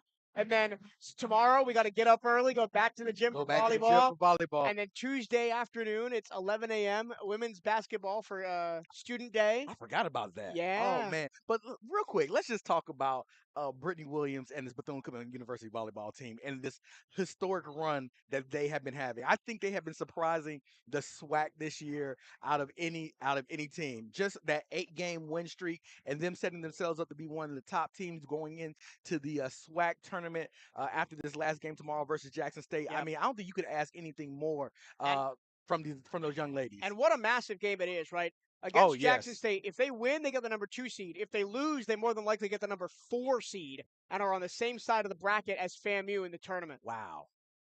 1st and 10 for the Tigers. 2 minutes to go from their own 26, going left to right. Jace Wilson looks to pass and throws it incomplete. Was looking for a comebacker to his tight end, Jiron Johnson, who just threw it well behind him. Yeah, just a little bit of a timing issue, communication issue right there. He threw it to where he wasn't. So while the Tigers going back to the huddle to get things straightened up. Wildcats still the defense, like you said, we don't want the defense out on that field too much longer than what they need to be. We appreciate your patronage listening to us here on the CatEye Network Radio. Wilson on 3rd down. Throws slant middle. It is incomplete. Off the hands of Trenton Leary, and it's 3rd and 10. I mean, if Harris just waits and pauses just a hair longer, that's an interception going back the other way. Yeah, but he got beat, and we're lucky that wasn't a touchdown going the other way. Oh, man. Trenton Leary has 2 touchdowns on the season. 284 receiving yards coming into the game now. Wildcats a chance to get off the field with 1:52 left to go in the first half, up 7-0. 3rd down and 10 for Texas Southern from their own 26. Davion Ford has come into the pistol formation. 3 receivers bunched to the right, single left. Here's the pass. It's over the middle. It's a slant. It's caught by the sliding Kieran Charlo. No. Incomplete. Oh, wow. They say he dropped it. He dropped it. Incomplete. Wow. I don't think he had first down yardage anyway. No, he didn't. He was well short of the first down. But the Wildcats got to stop, and with 3 timeouts and 1:47 left, you got to put points on the board here. We have to put points on the board right here. The last time Texas Southern punted the ball, all heck broke loose. So here we go again with Jeremy Ramirez, the sophomore out of California. back with his heels on his own 15-yard line, getting set to punt this away left to right. Bit of a high snap corralled by Ramirez. The punt is away. Yeah. It's going to bounce and roll, take a Texas Southern roll all the way back to the Wildcat 30-yard line, and that is where they will start with 1:37 to go in the first half. Johnny, I want you to be in the mind of offensive coordinator Joe Gerbino right now. What are you calling to get the Wildcats out of this funk? They've got 3 straight 3-and-outs. Well, I'm going back to our tight end game. We haven't, since the first quarter, early in the first quarter, our tight ends have been virtually dormant. So I'm going back in, getting them back into the game, creating some matchup problems, and then hitting them with a few runs here and there. And then at the first opportunity I have, I'm going to go try to go Well, deep. the touchdown they have is the home run ball, 60-yard touchdown Yeah. to Malik Huggins. 1st and 10 for the Cats from their own 31, going right to left in the gold and maroon helmets, gold jerseys, white pants. Snap to Cam, 2x2 the receivers. Hand off Palmer, makes a jump cut in the backfield, powers through, lowers his shoulder, and picks up 5 yards. Great tough run by Palmer, being able to squeak through those openings that the offensive line is giving them, and Wildcats going tempo. Still 2x2. They'll throw far side. Huggins makes the catch and is dragged down at the 42-yard line, picks up 6 and a first down. Yeah, one of the things that the Wildcats have to be careful of, especially the receivers, is losing yardage, jumping backwards, and then trying to get that yardage Clock back. running, 1:07. Wildcats still have 3 timeouts. They run Palmer up the middle again, and he's going to pick up 4 maybe to the 46. I think you call timeout. And timeout, here. 57 seconds left. Yeah, you call timeout here. First timeout called by Bethune-Cookman. They got 2 left, 56 seconds left. I honestly might have used one earlier in the drive after one of those Palmer runs. Yeah. But really, you're just looking to get in field goal range here with 56 seconds left. A touchdown on a broken play would be a bonus. But with 2 timeouts left, I want to see him use the middle of the field. Slants, comebacks, crosses. Well, ultimately, what's happening is, especially with the time running out, and you know that the other team is trying to score. If I'm Texas Southern, one of the things you're trying to do is you're trying to keep them inbound so they don't get out of bounds to stop the clock and save timeouts for further down the field. All right. Wildcats 2nd down and 5 at their own 46-yard line after the Palmer run and a timeout called by Bethune-Cookman. 59 seconds to go in the first half. Wildcats up 7-0 here in Houston. Snap to Cam, fakes the handoff, rolls left, looking and throwing it out of bounds. Nobody was open. I don't hate the play call. I don't. I see what they were trying to do. They were trying to hit Velez on the quick arrow route to the sideline. He was picked up real quickly by the linebacker, and then just down the field for the receivers that were on that side, they were covered pretty well. Ross was double teamed in the middle of the field. Great decision making by Cam Ransom just to be able to roll out the pocket, get rid of the ball, and stop the clock. But now it's 3rd and 5. You got to pick up 5 here. You have to. 3 to the left, single right. Snap to Cam. Here comes the blitz. Cam throws quickly over the middle. Nance makes the catch, and he's got a first down past the 50 to the Texas Southern 45. Timeout Wildcats with 45 seconds left. Timeout. Officials timeout. We got helmets locked together. Locked together. Oh, my goodness. Helmets locked together. That's a rarity. I haven't seen that very much. I haven't seen that in a while. Melvin Puckett, the offensive lineman for the Wildcats, and Thurman Rayborn, the defensive lineman for Texas Southern, got their helmets locked together. It happens. It happens. You may not see it often, but it definitely happens. All right, 1st and 10 for the Cats. They'll spot the ball on Texas Southern's side of the field at the 46-yard line. 42 seconds to go in the first half. And the Wildcats got lucky. They were saved a timeout there. They were saved a timeout by because of that. Now the clock is running. Here's the snap to Cam. He's got 3 to 8 receivers to aim for. Going left to Lorenzo Jenkins. Got it. No. He tried to put it flag down, though. He tried to go over the top of the defender and high point the ball. He couldn't hang on to it, but a flag does fly. Jaden Williams was in coverage. Listen, let me tell you something. If I have a 50-50 ball, Lorenzo Jenkins is who I want to throw it to. He has 2 touchdowns on similar balls this season. Listen, there is probably out of all the receivers in the SWAC, he is a threat. We just haven't been able to get him the ball. But when he goes up, he has a great chance of always coming down with that ball. He has a nose for the ball. He's also been one that's been struggling with some injuries. He's had some groin issues this season. Mm-hmm. Yeah, but again, it saves the timeout, moves the ball to the 46-yard line of Texas Southern. Snap 30 to seconds. Cam. Play action, throw right side. Caught by Nance. He barrels forward to the 20 for a big pickup, 15 yards and a first down. Timeout. Timeout, Wildcats. Are we going timeout? 21 seconds left, or they're just going to wait. 18 seconds now. Clock still going. Snap to Cam. Handoff Palmer in the middle of the field. Jump cut still on his feet. He's got to go down so they can call timeout. He is stopped. Now 9 seconds left. Timeout. Wildcats. The clock ran all the way down to 6 seconds. They'll probably put maybe 10 left. 10 back on the clock. And, oh, man, you got 2 timeouts. Why didn't you call one the first time? They got, well, I mean. Because now you only really have one play, and you got to kick the field goal. I mean, if you call a timeout the first time, maybe you get 2 shots at a shot at the end zone and then the field goal. I mean, ultimately, right here, you have 8 seconds. So nope, they're putting 9 seconds. Yeah. So really, what you can do is you can try to take a quick shot to the end zone, and if that does not work with a pass play and it's incomplete, well, guess what you have? You have the option of not the option, but then you'll take the field goal. I understand after Nance made the catch, and then we didn't call timeout. They were at the 20-yard line. Yeah, but then Palmer picked up some pretty decent yardage on that. I would have called timeout myself to be able to better game plan it, but here we go. 9 seconds left. Wildcats offense on the field. They got 1 timeout still after this. Ball on the 8-yard line of Texas Southern. Snap to Cam. He rolls left. He's looking for the end zone. Throws a fade to the back corner. It is incomplete.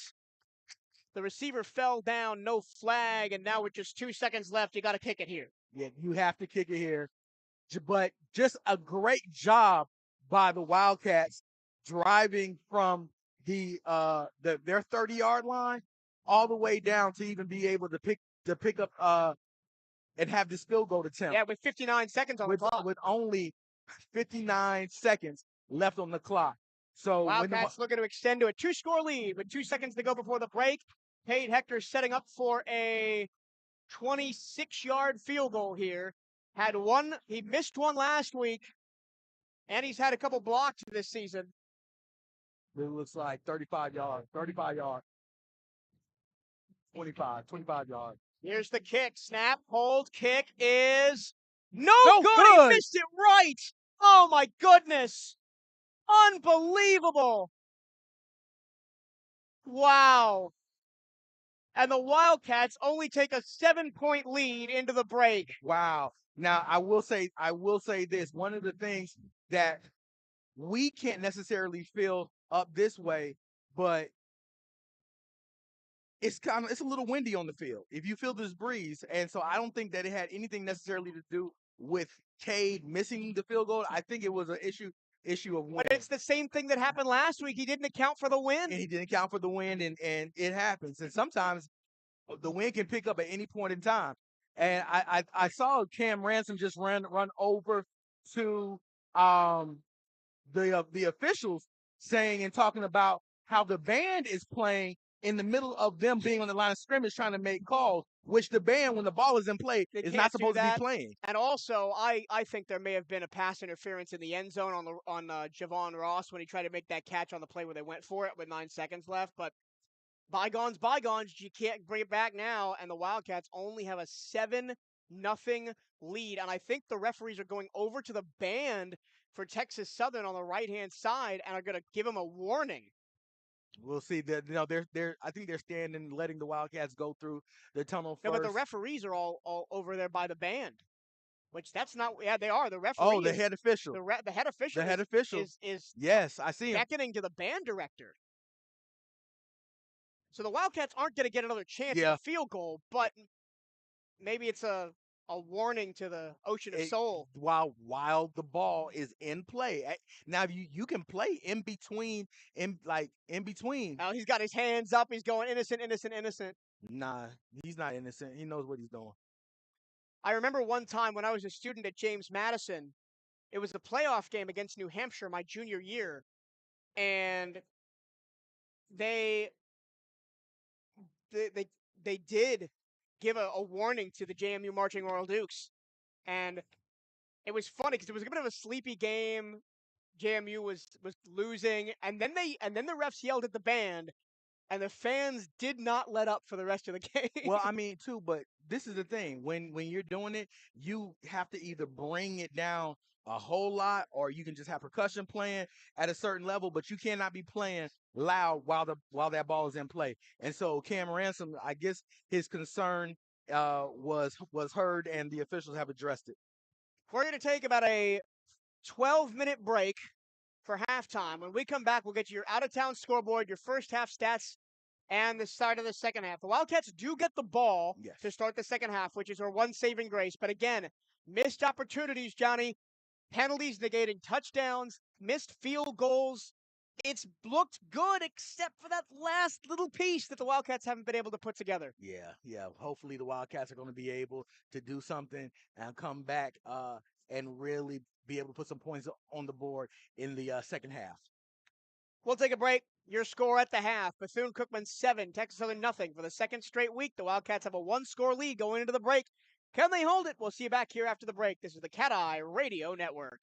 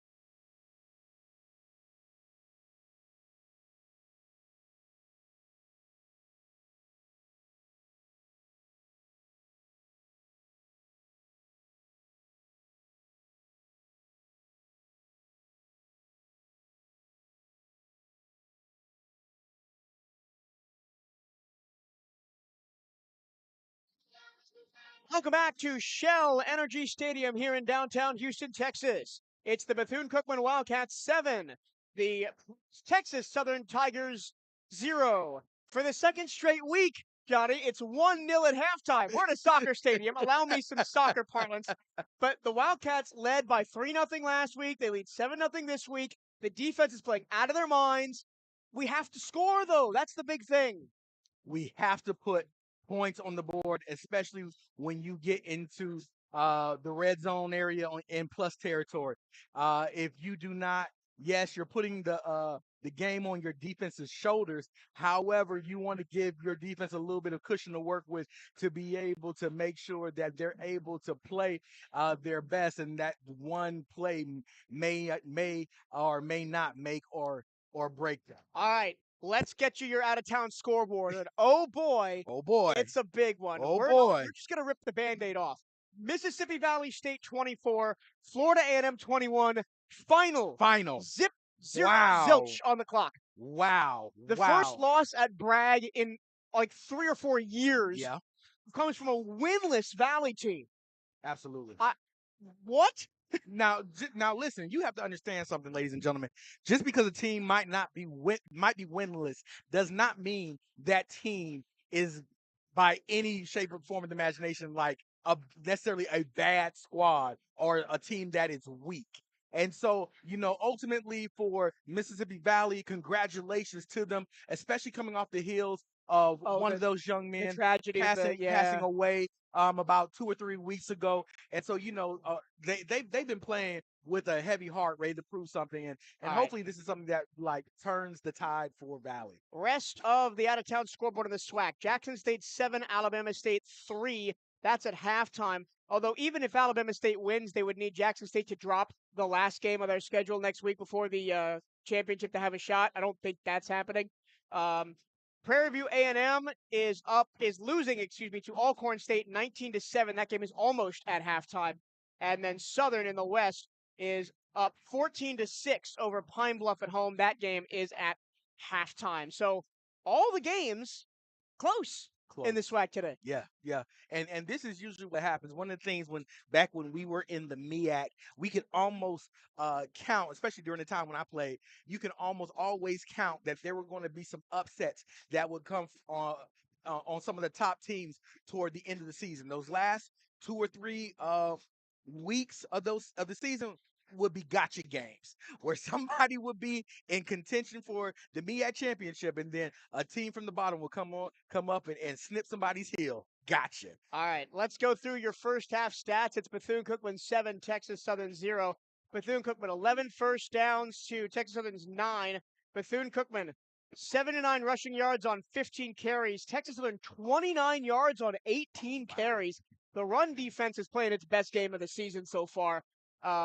The rushing average for the Wildcats, 5.3, holding Texas Southern to just 1.6 yards per rush. The Wildcats have completed 11 passes for 135 yards, 12.3 yards per pass. Texas Southern, 7 receptions, 76 yards, 10 yards per pass. 135 yards for Bethune-Cookman through the air. Cam Ransom, 11 of 18. Jace Wilson, 7 of 16 through the air. Total yards, Bethune-Cookman, 214. Texas Southern, 105. Wildcats with 6.48 yards per play. Texas Southern just over 3 yards per play. Wildcats have 1 interception, that big takeaway by Nassim Lassiter. Yeah. Didn't end up mounting anything because the penalties ended that drive. And again, the missed field goal by Tate Hector means it's only a one-score game at the break. Missed opportunities. How many times do we have to say it, Johnny? Listen, it has been something that has echoed through this season. Penalties that have negated drives, us getting into the red zone and not being able to put the ball, really more specifically, into the end zone is really where we need to be focusing on. And so you cannot let these things, such as these penalties, do what? Stall drive. You have to be able to sustain drives even if there are penalties, but ultimately you want to keep your penalties to a minimum to have the best opportunity out there to be able to put the points on the board. Individual defensive numbers for the Wildcats. Kevin Washington leads the way with 4 tackles. Blake Brown and Stinnett each have 3. Jeremy Greaves has 1 sack. Patu and Corbett each have a half a sack. Man, this defensive line has looked outstanding because even when they're not getting the tackles for loss and the sacks, they are getting back there. And every time that Jace Wilson drops back to pass, he is having to contend with this Wildcat front four. If the Wildcats come out and they can keep their defense off the field and keep them fresh, I think that they'll be able to get to the quarterback a lot more in the second half to be able to cause disruption in the backfield and ultimately keep Texas Southern off balance. Andrew Volmar has 2 pass breakups. Naeem Lassiter with the interception returned for 45 yards. Unfortunately, the Wildcats just couldn't put 3 straight turnovers across 2 games. Put the Wildcats in plus territory after a turnover and have got nothing. No points from it. And you know, that's one statistic. Points off of turnovers. And so when you get the turnovers, you want to be able to do something with it. At the very least, you want to get a field goal, but we really need to see the Wildcats put points on the board through touchdowns. Malik Huggins, 2 receptions, 67 yards, and that 62-yard touchdown. Thomas Nance, 3 receptions, 46 yards. That's 15 yards a catch. Got to keep feeding the big fella. I told you that we got to get tight ends back in the game. They're doing it for us. Javon Ross, 2 receptions, 12 yards. Dees, 2 for 8. Jenkins, 2 for 2. Rushing Palmer, 9 for 57. And, of course, the touchdown that was taken off the board by that holding call. But still a good game by Dennis Palmer. He's been finding the gaps, especially when cutting back to the middle. Yeah, the future is bright for that young man. And hopefully it continues. He continues to get the touches that he needs and to be successful. Here we go. Second half underway. Jeremy Ramirez getting set to kick this one off for Texas Southern. Darnell Dees back to receive. Courtney Reese also back there. Kicking left to right. We are underway in the second half from Houston, Texas. They will kick it deep. It's going to be Dees from the 5. He puts his foot in the ground and goes up the middle. Leaps the defender. Runs into traffic and falls down at the 26-yard line. Great return by Dees up the middle. He was one man to beat and ultimately ran into the back of one of his blockers and was able to get corralled from there. All right. Wildcats have sustained some drives, have gone down inside the red zone, but have not been able to put points on the board in the red zone now for the second straight game. Let's see if that fortune changes. Wildcats in the gold jerseys, maroon helmets, white pants. White helmets, maroon jerseys, white pants for Texas Southern. Wildcats go right to left. As you are listening to this here in half number 2, they start first and 10 from their own 26. Snap to Cam Ransom. He'll run around the right-hand side, make a man miss in the backfield, and he's taken down from behind, but not before a 7-yard gain. Sincere Massey chased him down, the nose tackle from Fort Worth, Texas. Great. They were able to hold the defense a little bit to the fake to Palmer, and he was able to take it up the middle for a good, hard-fought 7 yards. 2nd and 3 now for the Wildcats up past the 30 to the 33-yard line. Same formation with 3 receivers to the left and Palmer in the gun. Palmer's going to get the handoff, run right side, strong side, and he's going to pick up the first down and more all the way to the 40. That's the tight end getting up there and blocking too. Listen, one of the rules is if we're going to pass you the ball, you're going to need to block too. So great blocking up front in the interior by our linemen and tight end. 1st and 10 for the Cats, right at their own 40-yard line. Haven't thrown a pass yet. Twins the receiver set. Palmer jump cut on the backfield running right. Oh, he is taken down for a loss. Just great. Nowhere to go. Nice job by Umar Yarrow, the linebacker. A great stop by Texas Southern. I thought that when he cut out to the outside that he would have had room to run, but there were 2 defenders right there waiting for him, knocked him back a little bit. Loss of 1, 2nd and 11. They once again run 3 receivers all to that wide side of the field, which is the near side left. Cam to pass for the first time in the second half. Stands in the pocket, and he's sacked. He tried to escape out the back door and was tripped up all the way back at the 34-yard line. A helmet comes off for a Wildcat offensive lineman. Looks it's like Malmalong. Oh, no, Chico Schultz. You're right. Chico Schultz. And now it's 3rd down and 16. Yeah, he was coming up. Cam, it looks like somebody had a shoestring tackle. Cam, the pocket was collapsing. He was coming up to make the throw, and right before he released the ball, somebody got him by the ankle. Wildcats at their own 34, 3rd and 16. Got to throw deep here. 4 in the pattern, 3 left, single right. Snap to Cam. 5-man rush. Cam goes short over the middle. The pass is caught by Nance, and he'll get back to the original line of Original line. scrimmage, and not a whole lot more. And the Wildcats will have to punt on their first drive. They get 1 first down. Yeah, the Wildcats stalled out on that particular drive. However, I think that the defense is in a position right now to be able to get the ball back, and the Wildcats get in decent field position to try to put points back on the board. They did get 8 on the play, but needed 16. 4th and 8 at their own 42. Frederic, no pressure on this punt. He's going to hammer it to the left-hand side of the field. Fair catch called for and made at the 15-yard line. A flag flies as a Wildcat up man got bowled over. I'm not sure if that flag is for fair catch interference or for holding. We got to see. It might be fair catch interference because the Wildcats were in the vicinity again. Well, as long as they don't touch the returner, then that shouldn't be an issue. I don't see a flag. I think they picked up the flag. Oh no, I still see it sitting there. No, that's debris. Oh, is it just like something blown out of the stands? Yeah. Oh, maybe that's what I saw and not a flag. Oops. It is yellow.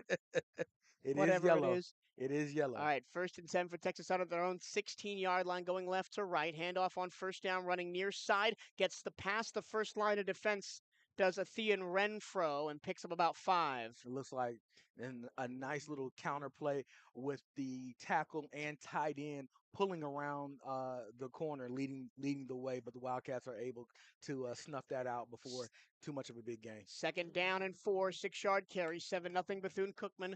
12 minutes left to go in the third quarter in a low-scoring contest here at Shell Energy Stadium in downtown Houston. Wildcats looking for their 3rd win of the year. They're going to run the ball to the right side, and squirting through for a first down is Renfro. He is tackled after a gain of 5. Up to the 28, I think. Looks like We'll see where they spot it. Texas Southern coming on the 28. Texas Southern coming out, running the ball.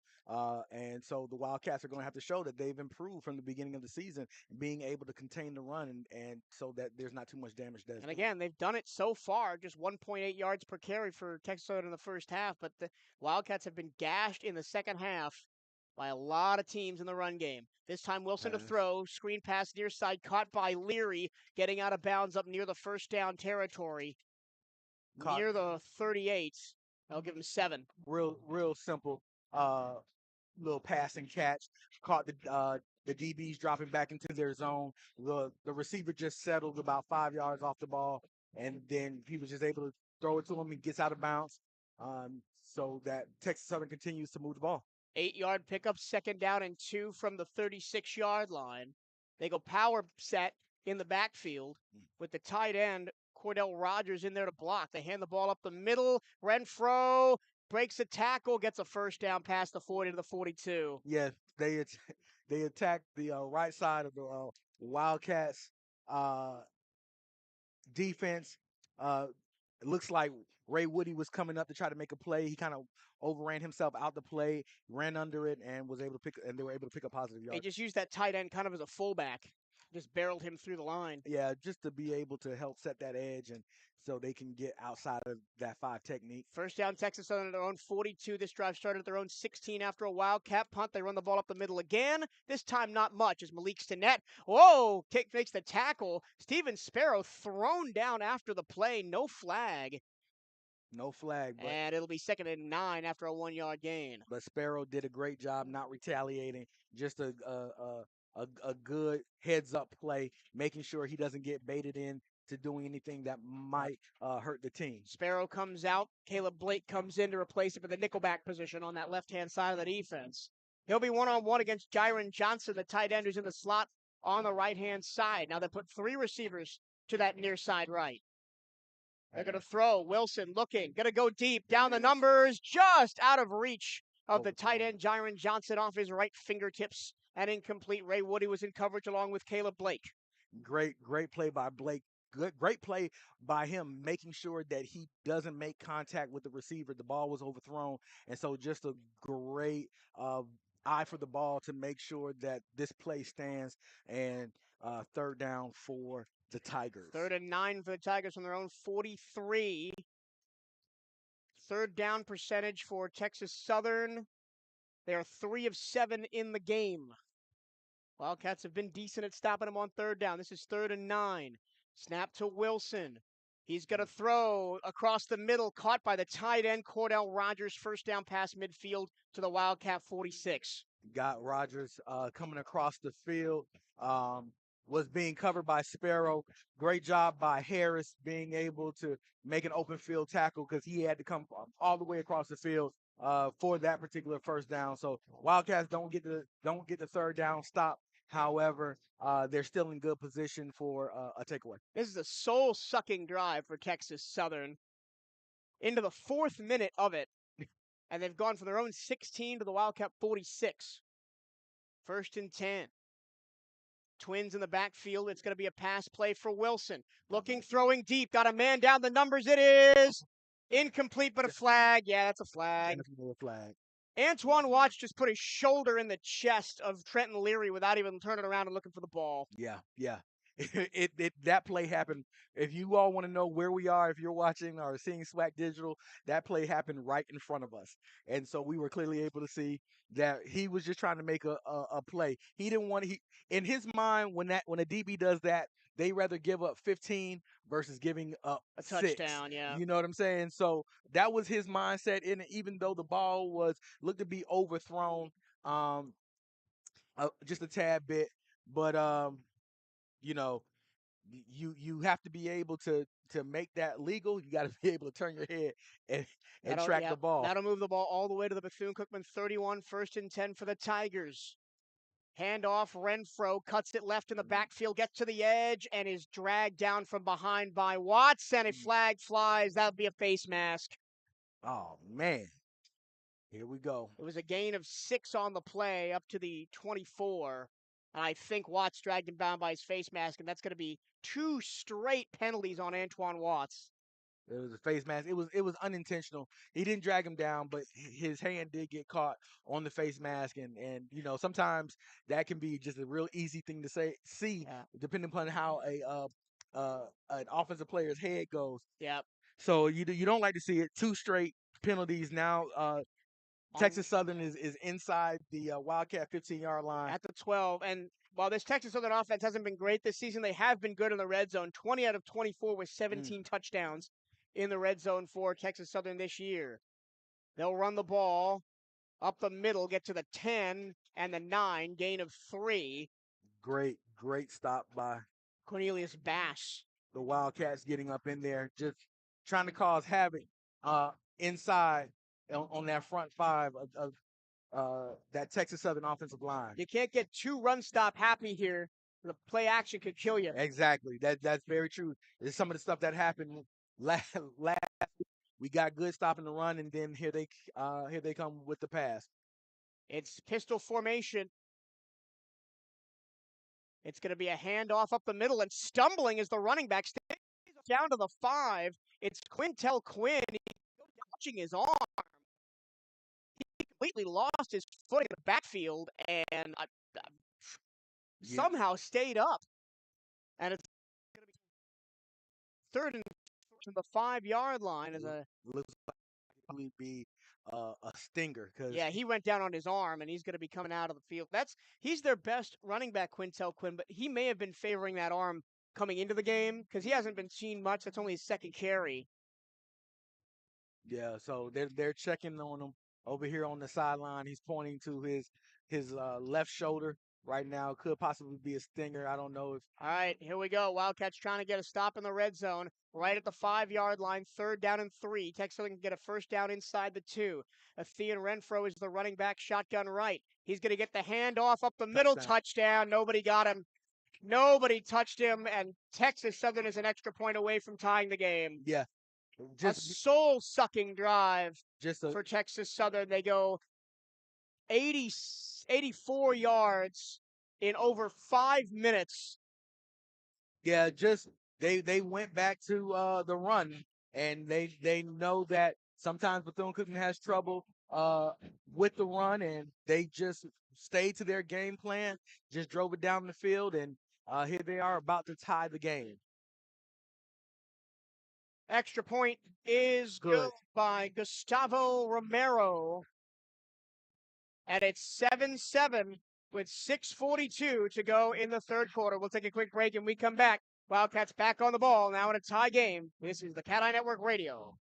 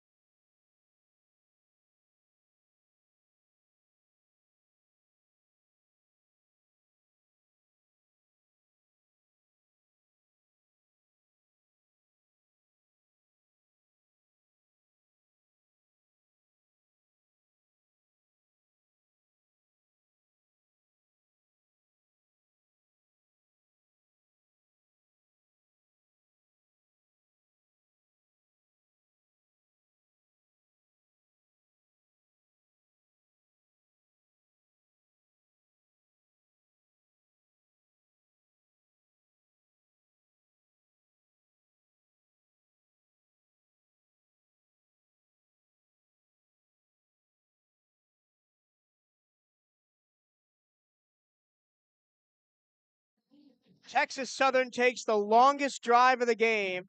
11 plays, 84 yards in 5 minutes and 43 seconds, ending it with an Athean Renfro 5-yard touchdown run. Wildcats helped him out with a couple of penalties, unable to get off the field on third down, and it is a tie game, 7-7, with 6:42 to go in the third quarter. Michael Toronto and Johnny Vickers here in the broadcast booth at Shell Energy Stadium in Houston. And this small crowd here at Texas Southern now has a chance to be fired up about something. Yeah, but now the Wildcats offense has to do their thing and hold up their side of the bargain. You know, they can't just let this whole thing be on the defense. Here we go, kicking off left to right. Jeremy Ramirez puts the ball in the air. He's going to send it Dees' way again, but Dees goes back into the end zone and will take a knee and bring it out to the 20. Good decision making by Dees just to be able to pick up the yard since his momentum sent him back into the end zone, so he was able to take a knee. There is a little bit of a breeze. It's kind of Yes. swirling all around because the stadium has high walls. It's a very like a bowl shaped. All the way around is even. Yeah. So the wind doesn't really favor one direction or the other. No, and going back to the first half with the missed Cade Hector field goal, it was that swirling wind. 1st and 10 from the 25. Now in a tie ball game. Wildcats going right to left. Handoff, Palmer running right. He's going to lose 5. The 3 Tigers were there. Keelan Cox, Michael Akins, and Alex Bolden, all there. Uh-oh. It looks like Palmer was hurt off of that play. He's a little shaken up. And they're walking him off to the side. Yeah, ultimately, the Southern is making the adjustment from there. So basically, whenever the guard and that tackle pull, there's going to be that defensive end that is going to come right off the hip of that tackle, and is ultimately works just like a blitz, and he's just going to fire off the the backside of the offense and chase down the play. Loss of 4, 2nd and 14. Cam in the pocket, throws middle, caught by Velez, back to the original line of scrimmage, plus maybe 3 more. That'll be 3rd down and 7. Good job getting Velez helmet came off. Good job just being able to get back into the territory of about 7 yards for the first down. You can't go 3 and out. You can't. You have to be able to try to pick up a first down here. Your defense just spent almost 6 minutes on the field. You can't go 3 and out here and just put them right back on it. 3 receivers in the pattern for Cam. He takes the snap. Here comes the blitz. Cam rolls to his right, being chased, and he's going to lose the football. It's out at the 10-yard line. The Wildcats fall on it. disaster for Bethune-Cookman. Cam has to be very careful when he gets wrapped up, because ultimately his eyes are still facing downfield to see if he can get rid of the ball, and that's what he was doing.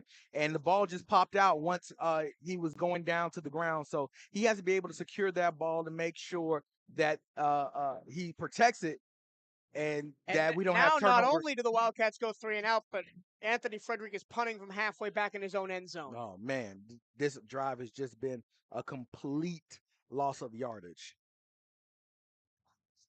Now, let's see where we are. We're Yeah. changing out the football.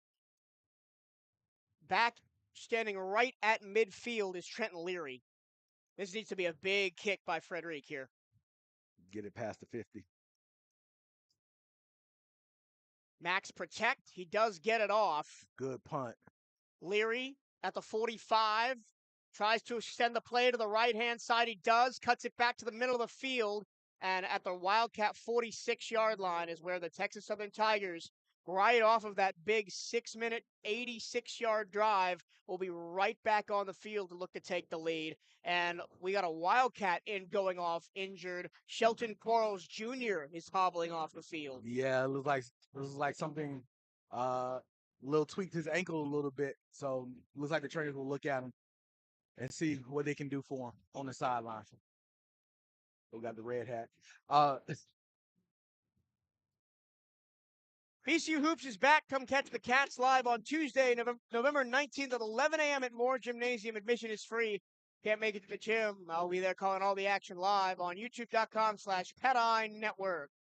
Nike is the official outfitter of the Bethune-Cookman Wildcats. Gear up on the newest BCU Nike gear at nike.com/Bethune-Cookman Wildcats.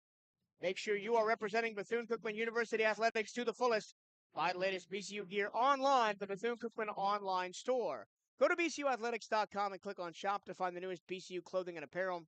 That's bcuathletics.com and click on shop. And you can stay up to date with everything Bethune-Cookman Athletics by checking out the Wildcats on social media.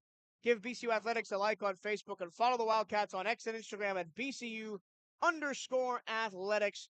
For the latest on BCU football, follow at BCU Gridiron on X and Instagram. Our content lead, Eugene Robinson, is here bringing you all the content on your social platforms, keeping you up to date. And the offense has just looked completely out of sorts since the halftime break, and even since that touchdown in the second quarter, Johnny. What needs to happen to fix it? Yeah, well, right now you need to make sure you go back to the things that are working for you. So we haven't seen much of the tight ends in the game since the first quarter. We want to go back to that. We want to go back to making sure that we can take those shots down the field and making sure that the offensive linemen do give Cam enough time to protect him so he can get the ball out of his hands. Another thing that we're seeing is that Texas Southern is being real aggressive in the Bethune-Cookman run game. So we want to be careful. So when you see the guard, the tackle, maybe even the tight end pulling, you have got to know that there's going to be a defender that's coming right off of their butt to try to make plays in the backfield. So you may want to use that to your advantage,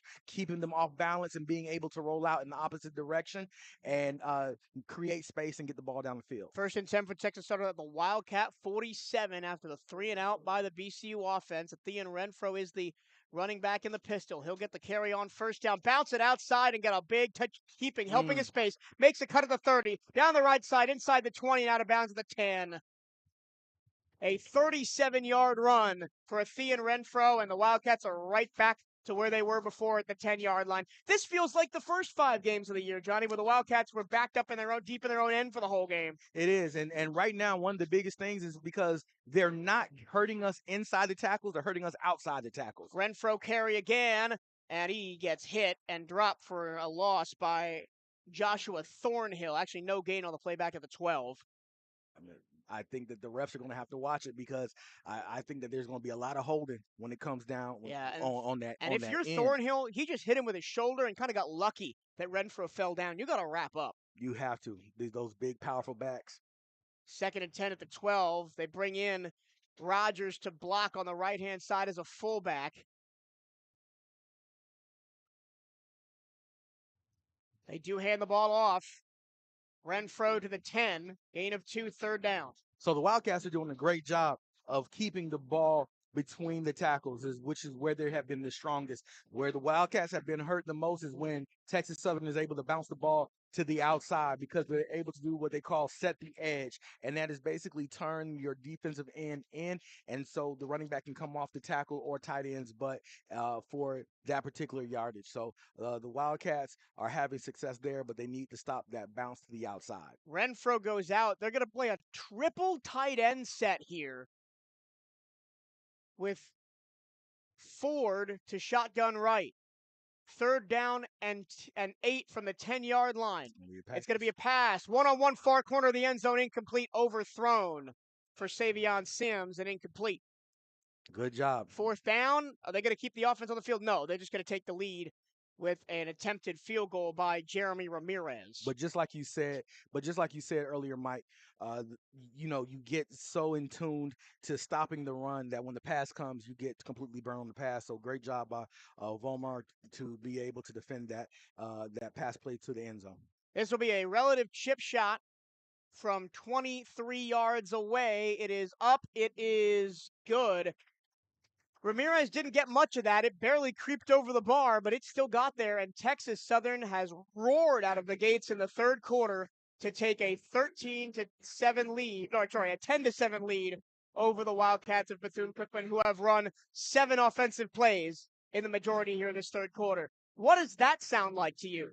The Jackson State game. Man, listen, when we came out with Jackson State, one of the things that hurt us so bad is that we never went back to the things that worked for us in the first half.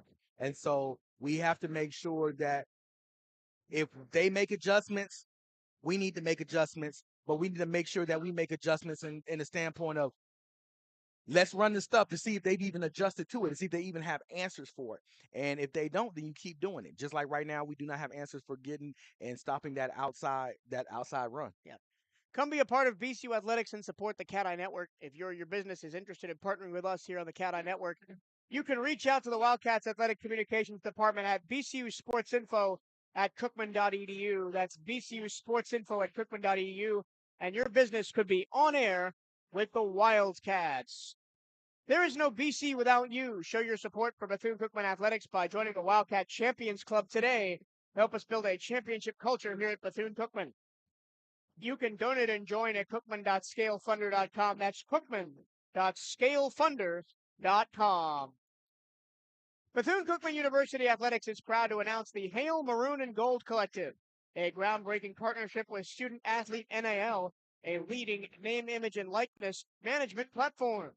Through Hail Maroon and Gold, the most passionate Wildcat fans and businesses can engage with Bethune-Cookman University Athletics and its student athletes like never before, and ensure our winning ways continue at Bethune-Cookman University for years to come. That's the Hail Maroon and Gold Collective. Wildcats down for the first time in the game. 2:27 to go in the third quarter. They trail 10-7 to Texas Southern after going into the break up 7-0. In this third quarter, the Wildcats, 1 first down. They've run 11 plays. Texas Southern has run 31 plays in the third quarter. Yeah, you can't sustain drives and win football games when you're getting 3 and outs or you're getting penalized and you can't convert on third down. Yeah, and it's been third and long, where in the first half we were converting on these third and shorts. Kicking off left to right is Ramirez. He puts the ball in the air. It's a shorter kick, targeting Courtney Reese at the 10-yard line. He'll bring it out. Gets a lane and hit hard at the 25-yard line, and that's where the Wildcats will start. The Wildcats appealing to the referees maybe for defensive holding. No flag forthcoming, and the Wildcats will start right at the 25.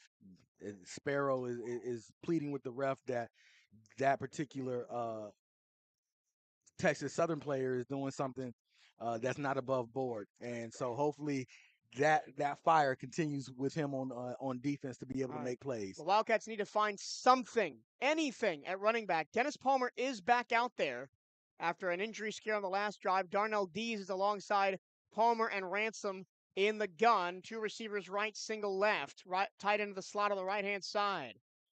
Palmer running right, cuts to the middle, falls forward for about 5 to the 30-yard line. And the Wildcats are hopefully seeing something as far as the run game is concerned. A good 5-yard gain by Palmer. The offensive line doing what they need to do to reestablish the line of scrimmage on the plus side, and we'll see if the Wildcats can sustain this drive. I mean, the Wildcat offensive line has been like outsized most of the season, but especially today. 295, 275, the two interior linemen. It's going to be another run for Palmer, and he can't really get anywhere. Gain of maybe 2, 3rd down and 3. Yeah, I feel like with the play calling, we're going a little bit backwards right now. We need to be able to make sure that we continue to open up the. We need to continue to be able to. We have a new quarterback. Oh wait, is this? Or did he have to switch his jersey? Who's this? Number 4, Walter Simmons is in at Walter quarterback. Simmons is in that quarterback. Twins, now man in motion. Simmons keeps up the middle. He's trying to escape. He ran backwards. He did get the first down, barely. First down. I saw Simmons taking some snaps in practice this week at quarterback. That's the first snap for Simmons at quarterback since last season. Last season in the Classic. Yep. Wow. And did Cam come back in? Yes. Yes. It's an interesting look. It's almost like a Wildcat look. Wildcat look. Absolutely. Wow. Walt Simmons was able to get the job done. He was able to fake the veer read and get up in there to continue to keep this drive alive. 1st and 10 for the Wildcats at their own 37. Here we go, double tight. Double tight end, moving from the left-hand side of the formation to the right. So Cam keeps weak side, 25-30, 35-40, out of bounds near midfield. Good job. Good job by Cam. Good job by being able to make that strength of Texas Southern a weakness now. So they just pulled the whole line, shifted the whole line to the right. Cam faked the handoff and booted back around a naked boot to the left and got out of bounds. Why? Because you don't want your quarterback taking unnecessary hits. 10 yards on the carry. 11 yards make that to the 48-yard line near midfield. On 1st and 10. Cam double clap, no snap. And I think Wildcats are going to take a timeout. Nope, into the third. Oh, into the third quarter. Into the third quarter.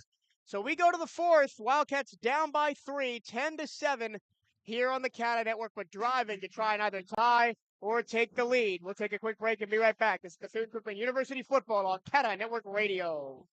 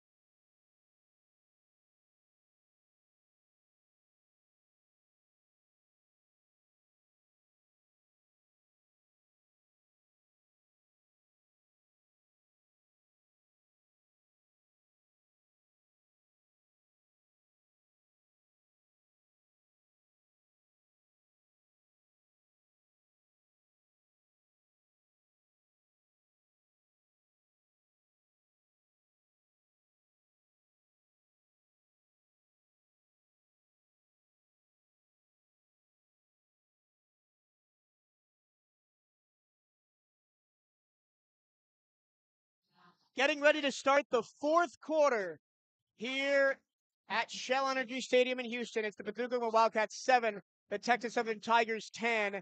A big 3rd quarter for Texas Southern, and the Wildcats have not been good in 3rd quarters this year. They've scored only 32 points, and coming into the game, giving up 104 in the 3rd. Now 114 in the 3rd, in 3rd quarters combined this year as they trail by 3. But they do have the ball. It'll be 1st down near midfield for the Wildcats as we start the final frame. Let's go back over those out-of-town scores for you just one more time. Mississippi Valley State defeats Florida A&M 24-21 at Bragg. at Bragg. Unbelievable. We weren't expecting that. Here come the Wildcats back out on the field. Cam Morantz. Oh, it's Walter Simmons at quarterback again. Walter Simmons back at quarterback. I wonder if something's wrong with Cam, or is this just a different look? I think it's a different look. This time they do run the jet sweep. Javon Ross cutting it back, and he slipped and fell. He slips. And no gain on the play. Yeah. I don't know if I like this Walter Simmons look. It's like 99% run.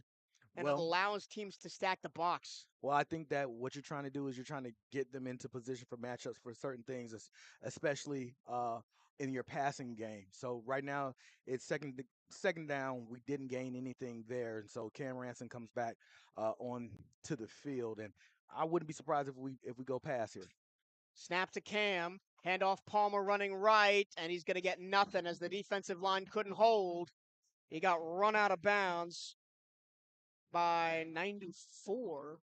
David Walker, the defensive lineman from Richmond, Texas, 3rd down and 10. Third down, like I think you have to be able to make certain things up, like not just turning third down into passing down, but being able to pass on first and second down so that you can keep this defense honest. Because right now they just have their ears pinned back and they're coming. Receivers 2x2 on 3rd and 10. Cam looks to the throwback screen. Lorenzo Jenkins has the ball in the middle of the field, but he's tackled well short of the first down, just across midfield to the 48. Is this a potential go for it here? It's going to be 3rd and 8. Or So 4th and 8. 4th and 8 right here. Nope, they're punting. They're going to punt. But one of the things I've been noticing is that the Texas Southern return team has been bailing earlier and earlier. There's been one person spying Frederick every time. They've been bailing. They've been bailing. What happens is the middle of the field ends up pretty much coming open. So don't be surprised if Frederick tries to take a chance. Frederick punting from his own 40-yard line. He does get it away. Great punt, though. Fair catch called for and made at the 10-yard line by Trenton Leary. And the Wildcats defense going to have to come up big again, and they've come out flat in the second half. Another great punt by Frederick, pinning the Tigers in the red zone again at the 10-yard line. And so I don't know. I don't think that any punter in the SWAC has been able to do what he has done this season. That's why I particularly call him the MVP of the team for this season. Continuing around the SWAC, Southern has extended their lead over Arkansas Pine Bluff. 2 minutes to go in the third. Southern 24, UAPB 9. Alcorn 19, Prairie View 7. 13 minutes to go in the third quarter there. In Jackson State 14, Alabama State 10. Alabama State just scored with 6 minutes to go in the third quarter in Alabama. 1st and 10 for the Tigers. Handoff middle, big hole for Renfro. He gets 7 up to a 6 maybe up to the 26-yard line. And the band is still playing. And that's the high school band across the way. And we had a little bit of controversy about this in the first half where the bands continue to play during and that the players are talking about it with the referees now too. Well, this is the thing. This is home. It's the high school band across the way. It's not the Ocean of Soul. No, it isn't.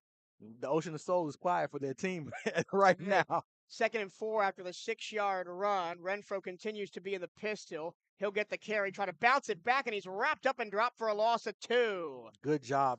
Patu and Greaves. Good job by the Wildcat defense right there to make sure that they can keep this TSU run game in check. So, doing a great job. So hopefully they can hold here on this 3rd down.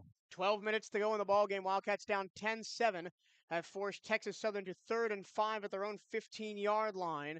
Need it. Need it here. You have to get it. One wide out each side. Everybody else on the line except the running back for Texas Southern.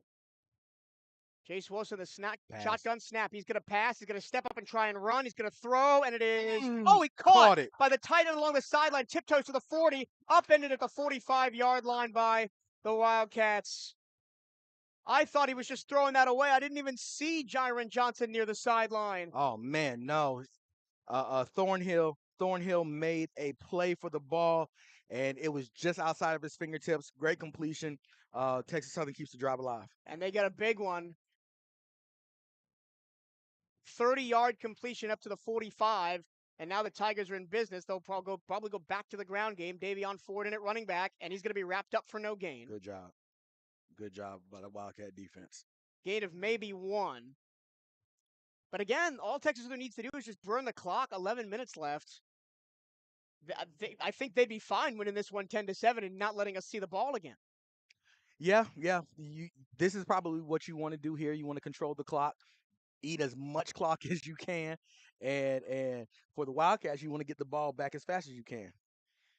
53 plays for Texas Southern, 47 plays for the Wildcats in the game. Wilson pass near side, caught, and turning away from a tackler is Kieran Charlo. He's going to pick up a first down into Wildcat territory at the 43-yard line. Thornhill broke a little bit too late on that ball. He was trying to both get the pass breakup and make the tackle. So he kind of the receiver was able to kind of get away from him a little bit, but he was still able to come up with the tackle. It's the same problems that have plagued us all year long. The defense on the field too long. The offense can't get anything going in the second half. Absolutely. 1st and 10 at the 31-yard line of Bethune-Cookman. Thean Renfro back in at running back. He's going to be tripped up by Washington after a gain of maybe 3 up to the 40 at the 39. Great play call. Washington coming off the backside, off the tackles, but coming down the line to be able to trip up Renfro from getting any extra yardage. Gain of 2, ball on the 39-yard line of Bethune-Cookman. And if you give up points here, especially if you give up a touchdown, you really put your back against the wall. You really do. And you really need at this point, in this part of the field, you really need a takeaway.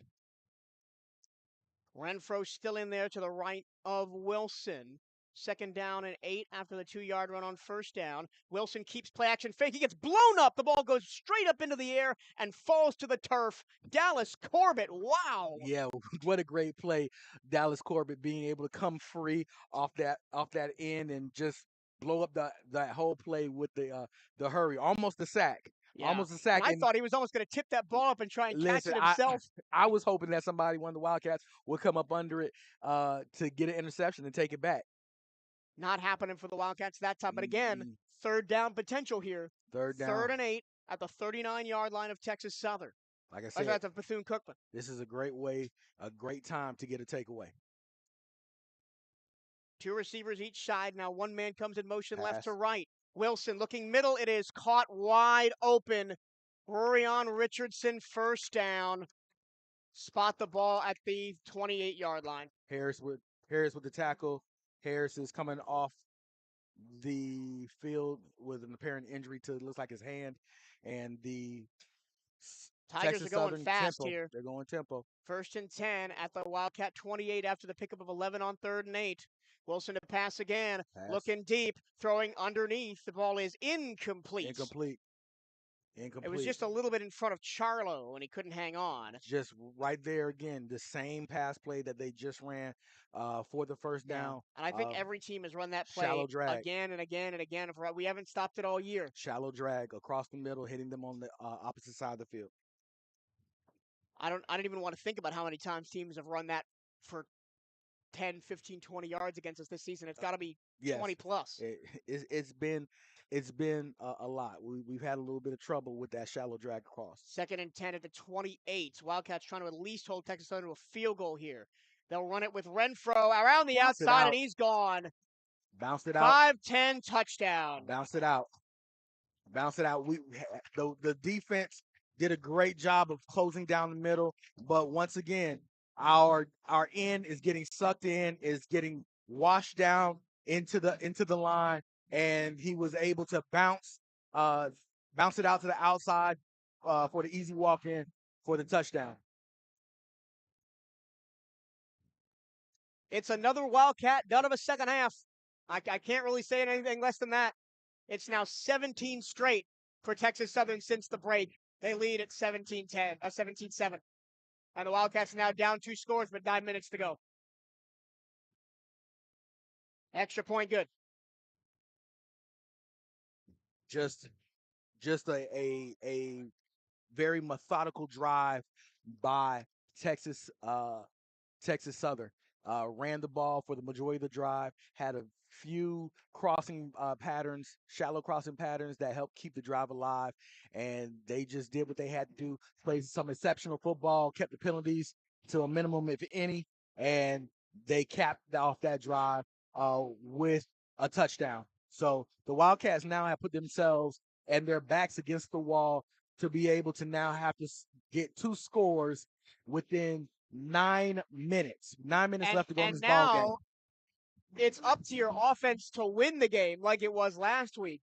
Yeah. And last year, right, it felt like every game came down to the defense did enough, but the offense didn't win you the game. And this year, maybe the majority of the time, the defense didn't give the offense a chance to win the game. They have the last couple of weeks. They did against Grambling. They didn't against Southern, and it hasn't looked like they're going to against Texas Southern. There are still 9 minutes left, though. A lot can happen in 9 minutes because 9 minutes in football can sometimes be like an eternity. But the Wildcats are going to have to be able to hurry up and make sure that they play like very efficient, mistake-free football, and to be able just to ultimately at this point get out of their own way. We haven't been able to cross half field. We haven't been able to move the ball effectively, and so now we have to be able to go back to what we were doing in the first quarter of the first half, and be able to move this ball. And I look at the 2 Texas Southern scoring drives, 11 plays, 84 yards, and 10 plays, 90 yards. Listen, we've given up so many 90-yard plus drives for touchdowns this season. It's unbelievable. If you go back to the Clark Atlanta game, we gave up, I know, at least 2. Went a 97 and a 98-yard drive in that particular game. So ultimately, the Wildcat offense is going to have to show that they want it. So they're not just that they want it, but they're going to have to go and take it. And in the second half, the Wildcats, 4 plays in a punt, 3 plays in a punt, 7 plays in a punt. As Texas Southern gets set to kick off right to left, Jeremy Ramirez, boot to leather. Fielded by Dees at the 5. He's going to bring it out, looking for a lane. Going to the right-hand side. He's going to be tripped up and roll to the 30-yard line. 1st and 10 for the Wildcats at the 29. Wildcats have decent field position to start off, so hopefully they'll be able to do something with this and quickly put the ball into the end zone. I think the Wildcats need to go back to quick passes because the offensive line has succumbed more and more to this massive D-line that Texas Southern has as the game has gone on, and the offensive line has gotten tired. So I think Cam needs to get that ball out quickly. He needs to get the ball out. Oh, hold on. He needs to get the ball out quickly. But not just that, though. We do need to continue to take shots down the field because when we were taking shots down the field, we were successful. So now I think 1st and 10 for the Wildcats at their own 30-yard line, going left to right. Maroon helmets, gold jerseys, white pants. Texas Southern, white helmets, maroon jerseys, white pants. Lots of maroon on the field today. Maroon is a great color. I prefer it paired with gold than paired with silver. Absolutely. Absolutely. 1st and 10, snap to Cam, handoff. Cutting back to the left-hand side is Palmer. Oh, he's still up. He's still on his feet, pushing forward towards the 40-yard line. Give him 8 on that carry, and he made second efforts not one but twice on that play. Listen, Palmer, that was just tough running by Palmer. That's all that was. He just said he could not be stopped. 2nd and 2 after the 8-yard gain. Ball in the belly of Palmer again, trying to run up the middle. And they do pick up the first down. Needed 1, got 3. Great job so far by the Wildcats offense being able to move the chains. Only the second first down of the whole second half for the Wildcats. There's 8 minutes to go in the fourth quarter. Yeah. Been stone cold this half. At the 40-yard line of their own. Snap to Cam. He'll look to pass. Got him. Looking deep. One-on-one coverage near sideline for Huggins. It is incomplete, out of bounds. And lucky, too, for the Wildcats because that ball was picked off. That ball was picked by off. MJ Hinson. He's got 3 interceptions already on the season. Yeah, just, taking those shots, those 50-50 balls right there. I think that if you give Huggins a second more to be able to create a little bit of separation, you might have a little bit of success there. But I'm glad to see that the Wildcats actually did that just to be able, for the sake of it, keep the defense honest, that they can't just pin their ears back and just get upfield. 2nd and 10 from the 40 now. Cam rolls left, looking downfield, throwing downfield, and he fastballed it for Corey Turner off the hands and incomplete. If he takes a little bit of a touch off that, that's a big gain, but now 3rd and 10 again. Great decision making by Cam, even in that situation, even though it was incomplete. He had Velez as his first option, but Velez was running to the cover 2 corner that was sitting in the flat, so he had to go through his progression, go up to the next level to Turner, but it goes off of his fingers. Do you think it's 4-down territory here at your own 40? 7.5 left, down 10? I mean, ultimately right now, we just need to get the first down. Play action, Cam looking. He's going to run for it, and he's going to be dragged down. No gain. 4th and 10. Almost, and a flag comes in late after the play. Cam almost escaped, but Gabe Smith just got him by his ankles. Yeah. If Cam would have escaped, it would have easily been a first down for the Wildcats because everybody had left the area. And they're going to call targeting on Texas Southern. Oh, wow. I didn't see that, but okay. So we'll be viewing it here on our monitor to see what's happening as this they're looking to review for a targeting call. Now, if this stands and the Wildcats get a first down here, keeps the drive alive. Big momentum. Big momentum shifter with 7:34 to go in the game. They'll go to a media timeout, but we'll keep it right here so we can potentially walk you through what happened on this. It was 3rd and 10 for the Wildcats from their own 40. Cam dropped back to pass. Nobody was open. He tried to escape up the middle of the field. He got dragged down by his ankles. I'm not sure where the targeting is on that, unless somebody hit him late as he was falling to the ground. As he was falling to the ground, that well, could possibly. We're not gonna see it because I think that we went to TV timeout, so they're reviewing it. And it's not being played on any screen, and it's not being played on our monitor because our monitor is the TV broadcast. So, they're reviewing targeting on Cam. If this stands, it will not only be an ejection for a Texas Southern player, but the Wildcats will keep their drive alive via a Texas Southern penalty, a drive that is going to look for all the world like another punt, with the Wildcats down 17-7. With 7:34 to go in the 4th quarter. It's been all Texas Southern after the Wildcats led 7-0 at the break. Yeah, and like I said, at the beginning of this game, the Wildcats came like very fired up, just being able to execute efficiently. However, they have been anemic at best in this second half, especially at this second half. So the replay official is in the booth right next door to us, and they've just moved the ball up to the Texas Southern 44. Yeah, they just moved the ball up, and it looks like it's going to be a first down for the Wildcats. Wow! So let's see about. And somebody's getting ejected if it's targeting. Here it goes.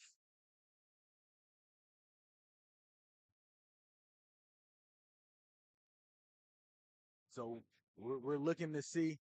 We're looking to see what the head referee has. And it's definitely something I didn't catch in real time. I was very shocked that they called it. Here we go.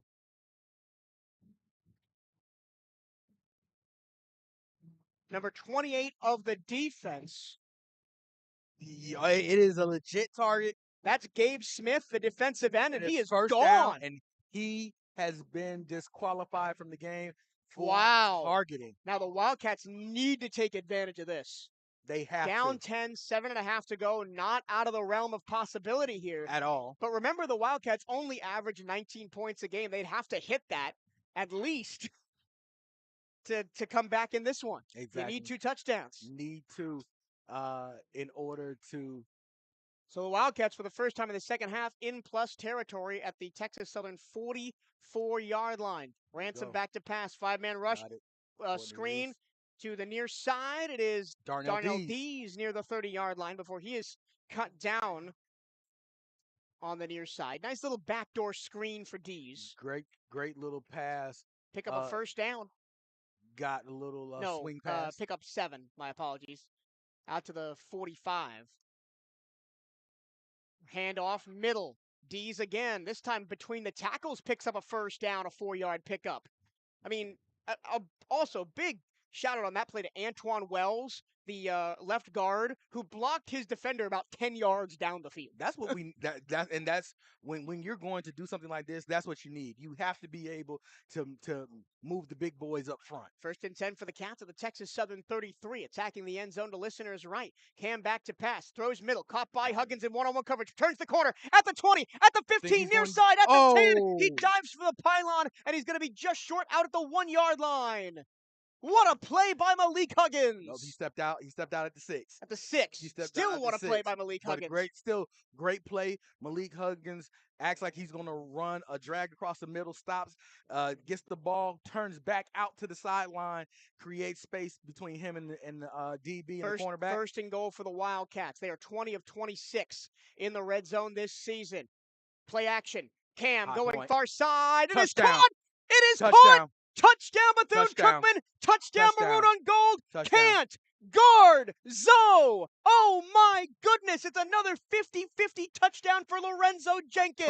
I told you. If I have a 50-50 ball, I want it to go to Lorenzo Jenkins. His hand, I watched this young man during warm-ups, during practice. He practices with a tennis ball, looking it in, making sure he has probably the best hands on the team. If I want a 50-50 ball, go to our Wildcats socials later because you will see that. I see Bryce Hornowski down right there in the corner. Hopefully he got that. He got that one. Cade Hector on for the extra point attempt.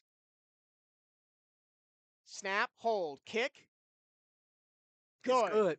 6 minutes left, and the Wildcats are back down 3, 17-14. What did I say? Take advantage of your opponent's mistakes. We get the big first down off the penalty by Texas Southern. 3 plays later, we're in the end zone. And what was the main thing about that particular drive? No penalties. No penalties. No penalties on that drive. They were able to sustain the drive from a penalty that the targeting call from Texas Southern, and then we were able just to march it, positive yardage, shot in the end zone, touchdown. And if I could give half a score to Malik Huggins, I would. Oh, man. I thought he was going to get in the end zone. I thought he was, too. Dive right at the end for the pylon. I mean, with everything he had, he tried to get into the end zone. It was everything. Wildcats score that touchdown. If the live stats will load, I would tell you. In 9 plays, covering 70 yards in 2 minutes and 53 seconds, they trail Texas Southern 17-14 with 6:04 to go in the 4th quarter. So this game is far from over. Oh, yeah. Sergio's Pizza Kitchen, a proud sponsor of Bethune-Cookman Football. You can take the pizza out of New York, but you can't take New York out of the pizza. Stop by Sergio's and experience the flavors for yourself. Our recipe for success is simple: a generous dose of love paired with the freshest, highest quality ingredients. This combination is what makes each dish truly exceptional. Our approach includes a blend of traditional recipes from the old country with a modern flair to create a wide variety of great tasting dishes, from pizzas, soups, pastas, and entrees. Come visit us in the public shopping center on Bevel and Clyde Morris, or visit our website and order online with Slice and Uber Eats. Bring your college ID and get 10% off. Let's go Wildcats. And before we continue, I want to give a quick shout out to the people at Kingsway Collectibles in Bunnell. I know they're listening to us today. After it's a big day for them. Usually I'm over there with them, but I'm out here doing my job, and they said they'd tune in. So shout out to you guys over there. Now the Wildcat defense needs to get a stop. Now I think you, with that score, you have a little bit more life in the defense, and the defense knows that now we have to get stops or a takeaway to be able to come back and finish this game out and ultimately possibly win. I mean, there's still a lot of time with 6 minutes and 4 seconds left. I would count a takeaway as a stop. I mean, stop where they have to punt it. That's a more immediate stop. Yeah. All right, Cade Hector getting ready to kick us off from the 35-yard line, left to right, back deep to receive. Trenton Leary, he's been good. He's broken a couple of big returns today. Let's see if we kick it away from him. Wildcats will kick it deep to Leary at the 5-yard line. On the right-hand side, he'll bring it out. 10, 15, cuts back middle of the field. Wildcats. Got him at the 15-yard line. Man, what a tackle on the play by by Jalen Lewis. He was on his backside, and he reached up and dragged him down. By any means necessary. By any means necessary to make that stop. Great stop by the Wildcat coverage team. Texas Southern, of course, the alma mater of the great Michael Strahan. Yes. Former Giant great. Absolutely. Turned talk show host now. Oh, yeah. That's what you call a serious pivot, right? Oh, yeah. 1st and 10 for the 15-yard line for Texas Southern, going right to left. Davion Ford is in the backfield as the running back in the pistol. He'll get the ball up the middle, diving forward for about 3, maybe 4 before the Wildcats bring him down. Educate Brown in there on the stop. Malik Stinnett as well. You have to know that they're going to try to run the ball and run the clock out with only 5.5 left. Eat this clock up. So you have to be able to make sure that whatever you do, you minimize whatever the yardage is on runs, and make sure that you get the stops that you need in the pass game. 2nd, 7 after the game of 3. I'd even maybe stack the box and play one-on-one on the outside. They will throw. Pass. Wilson looking, middle wide open at the 40, caught, sliding down is Trenton Leary. He's been so good today, the junior out of Austin, Texas.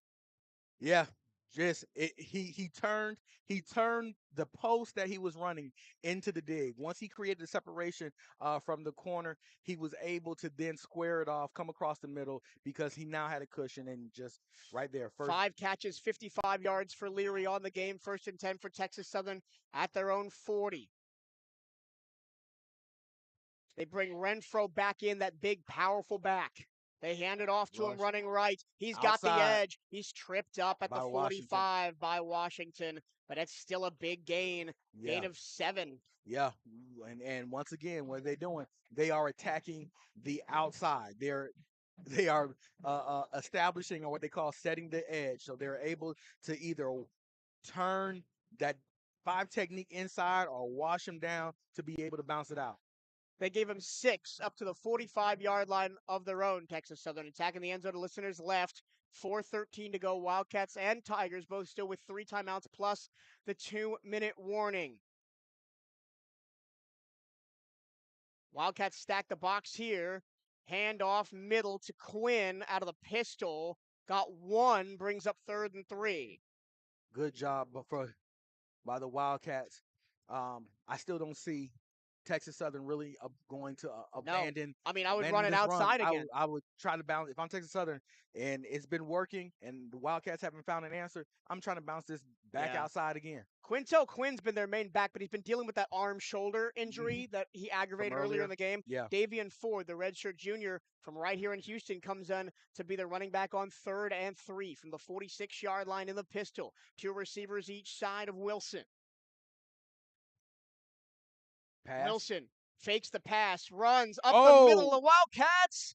It'll depend on the spot. It looked like they stopped him short. He's short. 4th down and 1. 4th and 1. And I think Texas Southern's going to go for it here. They're going to go for it. This is a goal line situation. Absolutely. I'm not surprised that they're going to go for it. 4th and 1 at the 48. Wildcats looking to get off the field. They're going to try and draw the Wildcats offside with a hard count. Wilson pointing out blocks. He's going to throw for it. He's going to be sacked. Oh, but flags fly everywhere. I think the Wildcats were offsides. Oh, no. The Wildcats are offsides. Oh, no, false start. I thought for all the world that Malik Stinnett was offsides. Nah, false start. So now 4th and 5, what do you do here? 4th and 5. You're going to punt. Yeah, they are. Punt. 2:46 make the Wildcats drive the field to try and tie and take the lead. Oh, my God. I thought we were done with all the heart pounding after last week. Apparently we're not. This is college football. I love every second of covering college football. Absolutely. Need a big return here potentially by Huggins, who stands back at his own 20-yard line. Punting is Ramirez, who's done kicking and punting today for the Tigers. Almost blocked by Volmar. High kick. Fair catch called for and made by Huggins as the wind was swirling just past the 20. I believe. Again, our angle is terrible for that far side of the field. I think he's just past the 20. I'm not sure. We'll see where they officially spot it. But here we go. Wildcat offense with a chance to potentially take the lead with 2.5 left. You've got 4 timeouts, essentially. The 2-minute warning and your 3 timeouts. You can afford to be a little bit run happy here if you find something with Palmer or Ransom running the ball. Yeah, yeah. The Wildcats they're spotting the ball on the 18. So what you cannot have happen is you cannot have negative yardage. No negative yards. You cannot have negative no yards. turnovers. Everything has to be plus, and you cannot have penalties. So everything has to be. This has to be the quote unquote perfect drive in order to win this game. Crunch time at Shell Energy Stadium. 2.5 to go. Wildcats with the ball down 3 at their own 18-yard line, going left to right. Ransom going to throw on first down. He's going to run up the middle, cut and spin and fall forward. Only a gain of about 3. Yeah. Nobody was open. I mean, Lorenzo Jenkins was way down the field, but he didn't have time to get the ball to him. The pocket was collapsing. It was collapsing. But the good thing about it is it's not a negative play. 2nd and 7. Cam throws. Far side, caught for just a couple at the numbers by Nance, and now it's 3rd and 5. Oh, man. Tico Schultz is out the game again. Helmet came off for the second time today. Helmet, and he's upset because I think he's upset that that defensive end keeps knocking it off or putting his hand up in the mask. 2-minute warning. 2 minutes. We'll take our final break. When we come back, we'll take it to the end. Wildcats down 3, facing 3rd and 3 from their own 25. When we come back, this is Bethune-Cookman University Football on CatEye Network Radio.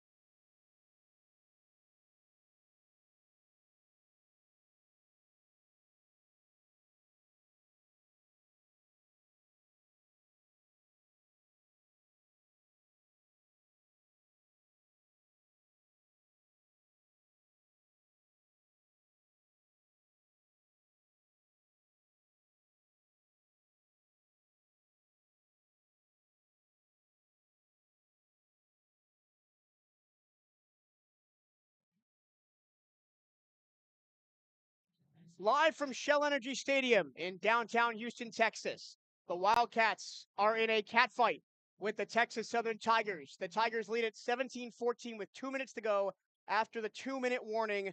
The Wildcats have 3rd down and 3 from their own 25.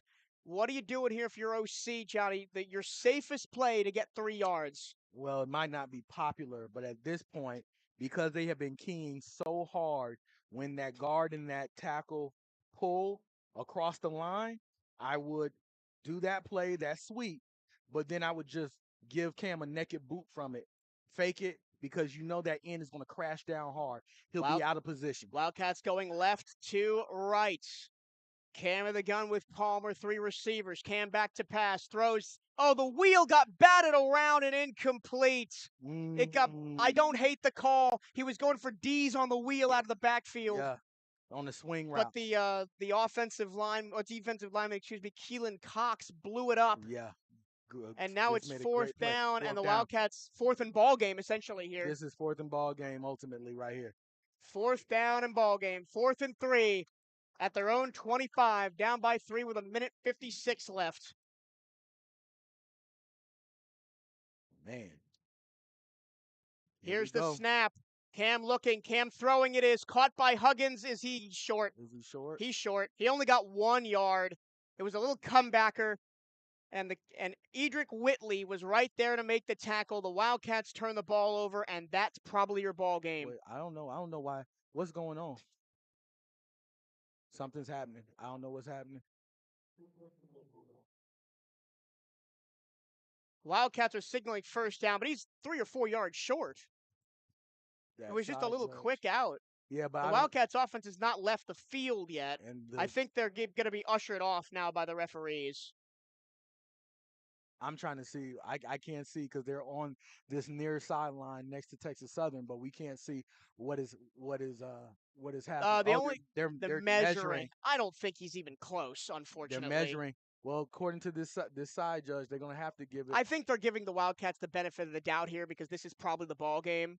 Because Texas Southern are in field goal range right now. They'd be at the Wildcat 28 and Man, they probably could just kneel it out, kick, and end the game. But if we get this, it would be unbelievable yeah. because I don't think we're even close. They are measuring. They've brought the sticks all the way over from the far side of the field to the near side of the field. We are expecting this to be first down Texas Southern after the Wildcats went for it on 4th and didn't get it with a screen pass to Malik Huggins. Tackle made by Edric Whitley,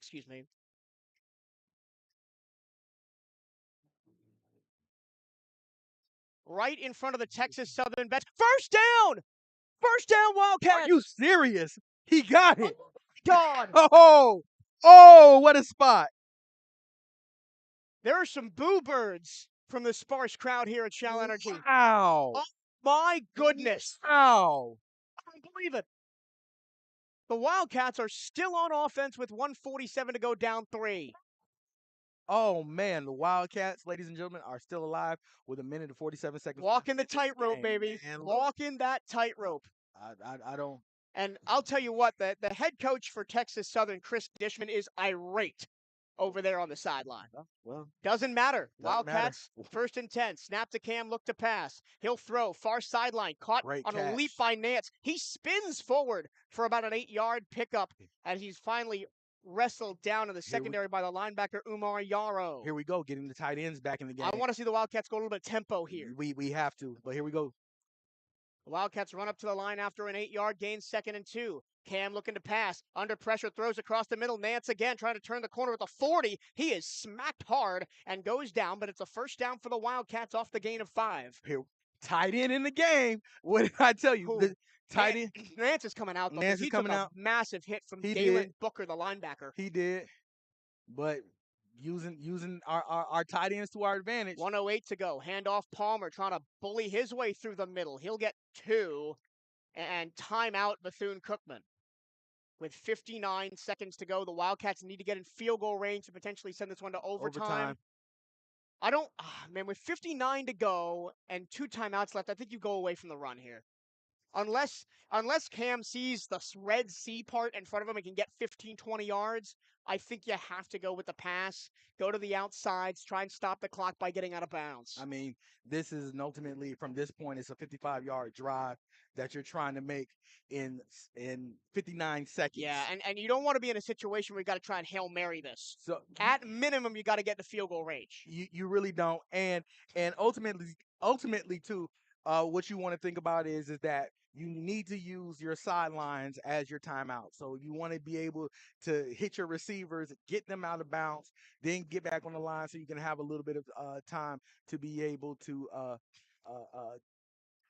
sustain this drive. Wildcats led 7-0 at halftime. Texas Southern scored 17 straight out of the half. The Wildcats have come back at them. Trail 17-14, 1:01 to go. Wildcats are 2nd down from their own 41. Over the middle, again. Nance tries to cut back to the middle of the field, dives forward to midfield. That's going to bring up 3rd down and 1, gain of 6. We have. And a man is down. It looks like an offensive lineman for Bethune-Cookman, Miguel Sahagun, maybe? 79. Oh, Antoine Wells. Oh, he's been great. The left guard. Yeah, he after that, when they were measuring, he went over to the sideline and he looked like something was hurting him with his arm or his shoulder. It looks like he tried to go back out there and fight and gut it out a little bit. But sometimes, especially on that offensive line, with taking those shoulder shots is anything less than painful. We've maligned this offensive line, but they're really young. Starting 3, sometimes 4 freshmen at a time out there. You guys like Tico Schultz, Melvin Puckett, Vincent Forney, David Patazzi, a sophomore. I mean, Tico, I like that. That's going to be one offensive lineman that I'm gonna continue to rave about. And remember, the best offensive lineman on paper coming into the year, Christopher McAlpin, yeah, out after the USF game, never came back after an injury. Red shirt gets that medical. So they're charging Bethune-Cookman with a timeout. So now we only have one left. Oh, That's the correct decision because it was our player that got hurt. So it's typically either like timeouts or having time run down, run off the clock. So ultimately, this is where the nitty meets the gritty. As they say, the rubber meets the road. And so, Bethune-Cookman is going to have to be able to one timeout, 53 seconds to make something of this drive. Maybe 20 yards from field goal range, from a long field goal. Hey. When from Cade Hector, who's not been great these last 2 weeks. Yeah. Here we go. Ball. It's 3rd and 2 for the Wildcats. Ball right on the midfield stripe. Not that down and distance really matters at this point. Yeah, It's about moving the ball. Snap to Cam. Handoff Palmer. Jump cut to the backfield. Falls forward. First down. Gotta get on the ball. 45 to the 33. Clock stops momentarily as they move the change, as it does inside the last 2 minutes. Gotta get on the ball. They do get on the ball quickly and will spike it with 41 seconds remaining. A flag flies. Did we false start on a spike? Oh, boy. What do we have? Lining up in the neutral zone, maybe? On Zoe on the far side? Cam is saying it's on the defense. On the defense. I don't see it, though. Like, nobody moved because everybody knew we were going to spike the ball. Wait, how many men do they have on the field? 1, 2, 3, 4, 5, 6, 7, 8, 9, 10. I only see 10. Okay. Oh, 11. There was one player standing right behind another one. I see 11. All right. It's not that they had 12 men on the field. There's a long discussion now. A very long discussion. Between all the officials after the Wildcats clocked the ball on 1st and 10 at the Texas Southern 43. This could go from 1st and 10 to 1st and 5. I'd like to see the Wildcats take at least one shot down the field. Oh yeah, it would. That would actually. You've got Zoe, you got Huggins. I think you got Nance. I think that if you go 1st and 5, offsides. You're right. So it is 1st and 5. So I think if you go 1st and 5, I think if you can get this next one, you go. And the clock stops. And the clock stops. I think that here you pick up these 5 yards, and then you take your shot in the end zone from here in plus territory. Wildcats with only one timeout on another marathon football game. Man, for Bethune-Cookman. look here. Look here. 4 hours, 23 minutes on the air today. I think we might be the most exciting team in the SWAC. Cam looking to pass on 1st and 5. He's going to go near side. Huggins, and then shorted it. He shorted it. Huggins had to come back to the ball, and it's incomplete. He had Huggins wide open on the near sideline, just underthrew him. 2nd and 5, though. 2nd and 5. Still in good position. You're still in good position. But you got to the clock is stopped. The ball 35 seconds. You're not even in field goal range here at the 38. It'll be a 50-plus yarder. The clock has stopped. You got the wind swirling a little bit. You can feel it. 2nd down. 2nd and 5. 35 seconds left. Wildcats down 3 at the 38-yard line of Texas Southern. False start. So now we go back. 2nd and 10. 2nd and 10. Penalties in big situations, just brutal for the Wildcats. I mean, absolutely. I mean, it doesn't change the play calling here. You still got to go down the field. You still got to go down the field. You still got to take your shot. Now, ultimately, 34 seconds left, 2nd and 10. Since we just lost those 5, I would take a shot down the field. All right, 3 right, single left. 2nd and 10. Snap to Cam. 5-man rush. Cam throws short middle. Nance backing his way down to the 36-yard line. He stays in bounds. He kind of lost his footing after catching the pass. 23 seconds left. 1 timeout left for the Wildcats. They're getting up to try and spike it. No. 20 seconds left. No, they're going for it. They're going to go. 3rd down and 5. Snap to Cam. Looking. Throwing it up for Huggins near sideline. He caught it. He was out of bounds, and he dropped the ball anyway. And now it's 4th and ball game with 8 seconds left, and you got to take a shot to the end zone unless attempt a 50-plus yard field goal. I don't like the decision. I just don't like the decision. Well, you had no. Oh man. From here, we want a 53-yarder. Jeez, it hit him in his hands, and the defender hit the ball when it was in his hands, going out of bounds. It would have been a great catch. It's Hail Mary time. Oh man, you got to take a shot. Hail Mary for the win. 8 seconds left. You got to take a shot. You could do something quick to the sidelines. You got to take a shot. And the Wildcats will call their last timeout to try and draw something up. I'm going to rant. It's poor clock management by Bethune-Cookman down the stretch. I mean, ultimately, I think it might be, from my vantage point, it might be less poor clock management, but then you have to understand, you factor in the false start that puts us back in a bad situation.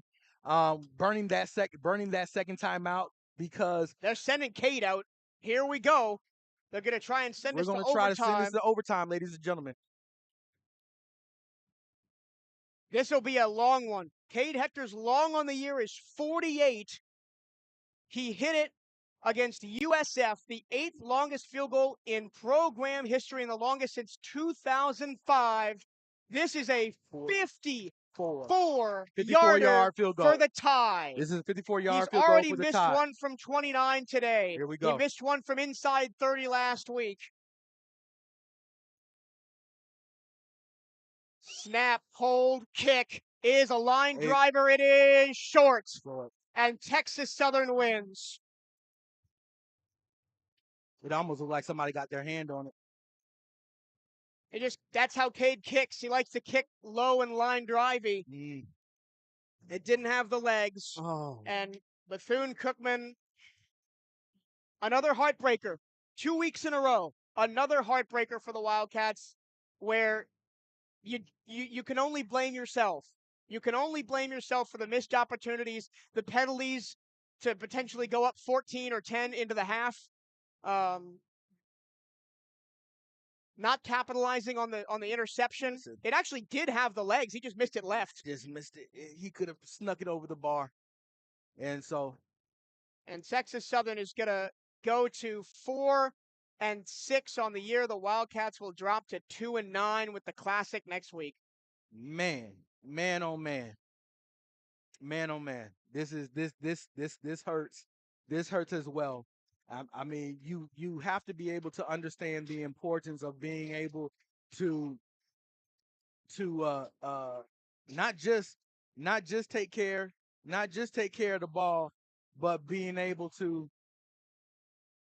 make sure that you do what is necessary in order to be successful.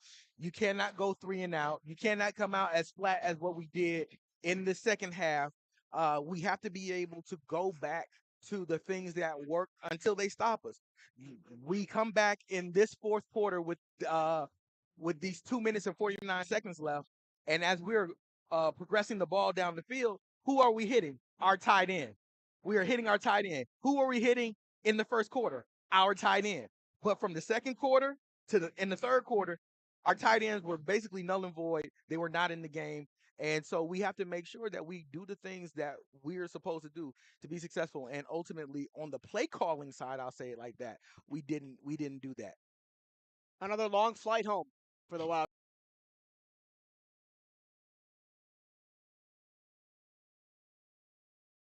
14. I'm going to put you on the spot a little bit here, Johnny. Okay. Would you have thrown the Hail Mary instead of trying to kick the 53-yard field goal? Because I'm leaning that way. Absolutely. For me, I mean, I get it. We're probably a little bit out of Luke's range, and so for me, I would have taken a shot with Lorenzo Jenkins.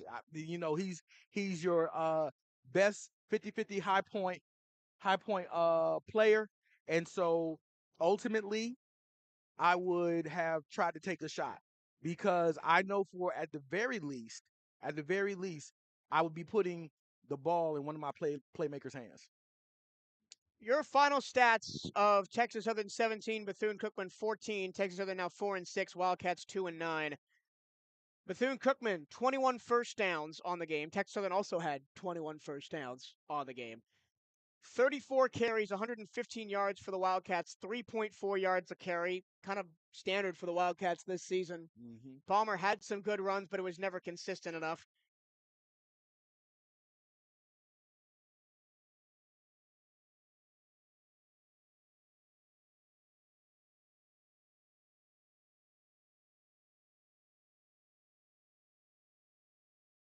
Texas Southern, 39 carries, 147 yards, 3.8 yards per carry, 13 receptions, only 13 completions, 13 of 26 for 170, which is still shockingly over their season average passing. And most of that on just drag routes over the middle.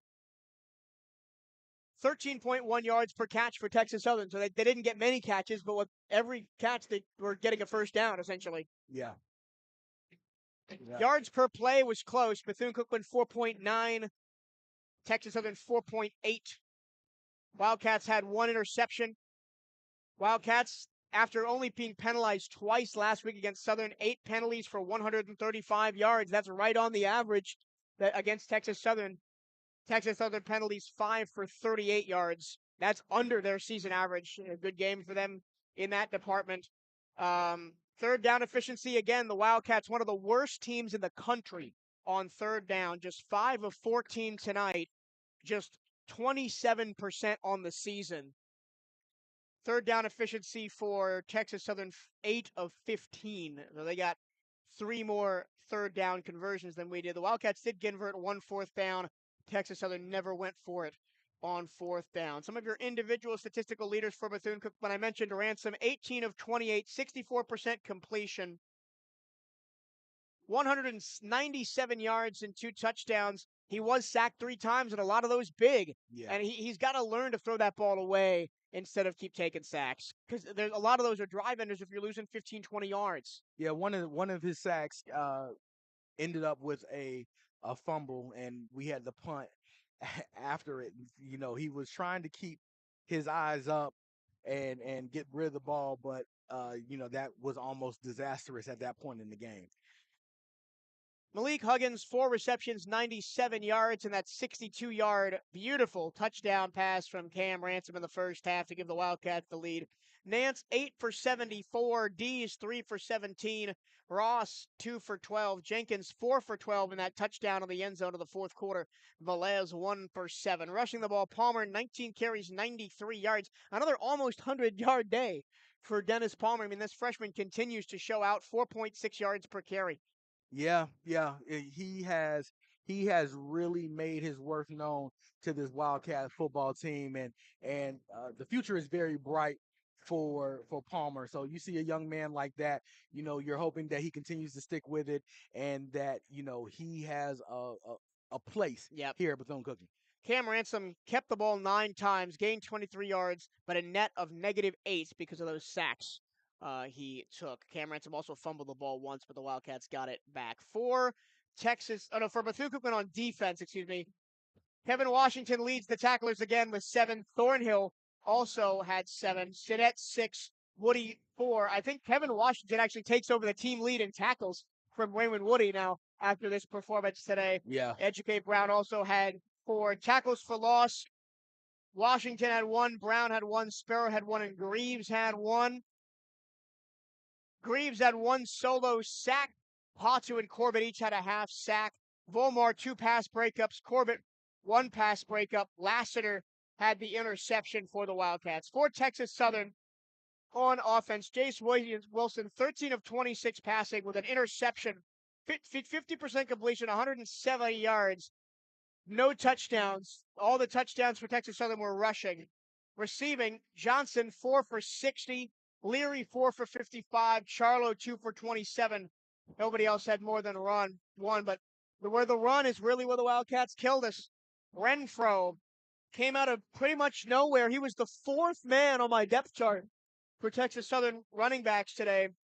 Only 34 carries on the season. He picks up 22 carries today, gets 132 yards, 5.9 yards per carry, and 2 touchdowns, with a 35-yard touchdown run being his long. And once they realized that they could run the ball outside the tackle box, that really killed us. Yeah. That was their strongest play, just being able to get around the edge of the Wildcat defense and just being able to bounce it out. The Wildcats were able to contain the running game in between the tackles, but uh, today Texas Southern was able to get outside and really hurt us when they got to the outside. Quinn, 6 carries, 17 yards, 4 to 5 for 10. So that 5 times fast. Wilson, 5 for 3.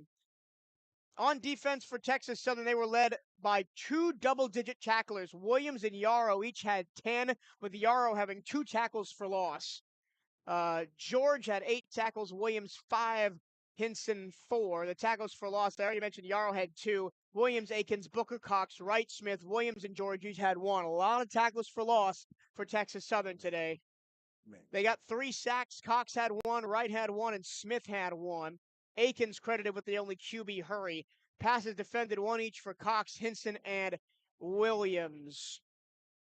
Once again, your final score, Texas Southern 17, Bethune-Cookman 14. For the second time this season, the Wildcats have the ball last in a one-score game and failed to convert. It happened against Alabama State, and it's happened here against Texas Southern with Cade Hector's 53-yard field goal sailing just wide left. Cade Hector goes 0 for 2 for field goals on the night. And again, if he hits that one at the end of the first half, the 29-yarder, we go to overtime. Yeah, we're And in overtime at this point. if he hits the chip shot last week against Southern, we don't go to overtime because we win the game in regulation. Yeah. And there's a lot on Cade's shoulders of the last 2 weeks. Oh yeah, Cade is a good kid. Cade is a good kid. And I don't mean to pile on the guy, but we're in a results-oriented business. Of course, Cade is a good kid, and I can tell you this, that no one's probably going to take it harder that missed kick, and even the one last week harder than him. You know, he takes a lot of pride in making sure he puts the ball where it's supposed to be on kickoffs. Takes a lot of pride making sure that everything is how it's supposed to be for the extra points and PATs. And so I know that his heart is heavy right now, knowing that it was on his foot whether we would go to overtime or not to be able to extend this competition right here. So. Well, all you can do is look forward, Johnny, and we got the biggest one of the year coming up next. Oh, yeah. And it's a classic with a lot less sting in it than we had last year with the Rattlers, with the Wildcats potentially preventing the Rattlers from going to the Celebration Bowl and all that. We didn't end up pulling it out last year, although we gave a very good account of ourselves.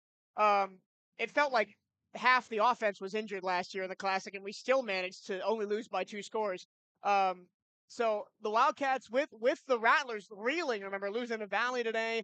Their quarterback is, who knows what Daniel Richardson looks like. Their running game, who knows what their main running back's health is. You got to look to the Classic going, it's the Classic, anything can happen, and the Wildcats really need it to salvage something out of this season, now 2-8.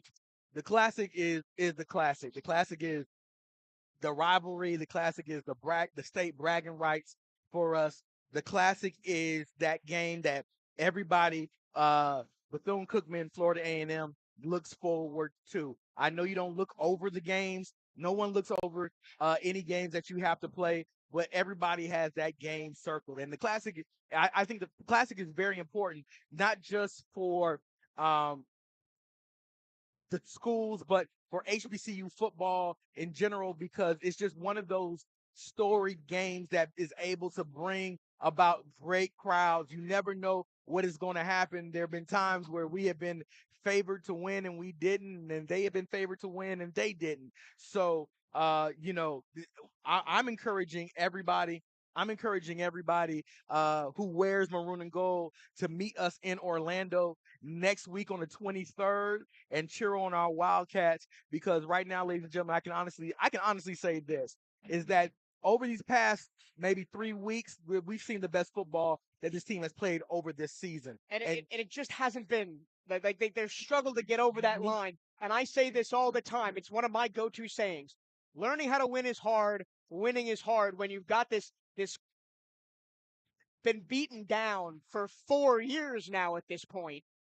It's hard to try and turn that culture around. And I think the Wildcats are they're one switch away. We're knocking at the door. One switch away from flipping that around. And maybe we're a couple of coin flips from winning 4 or 5 games this year.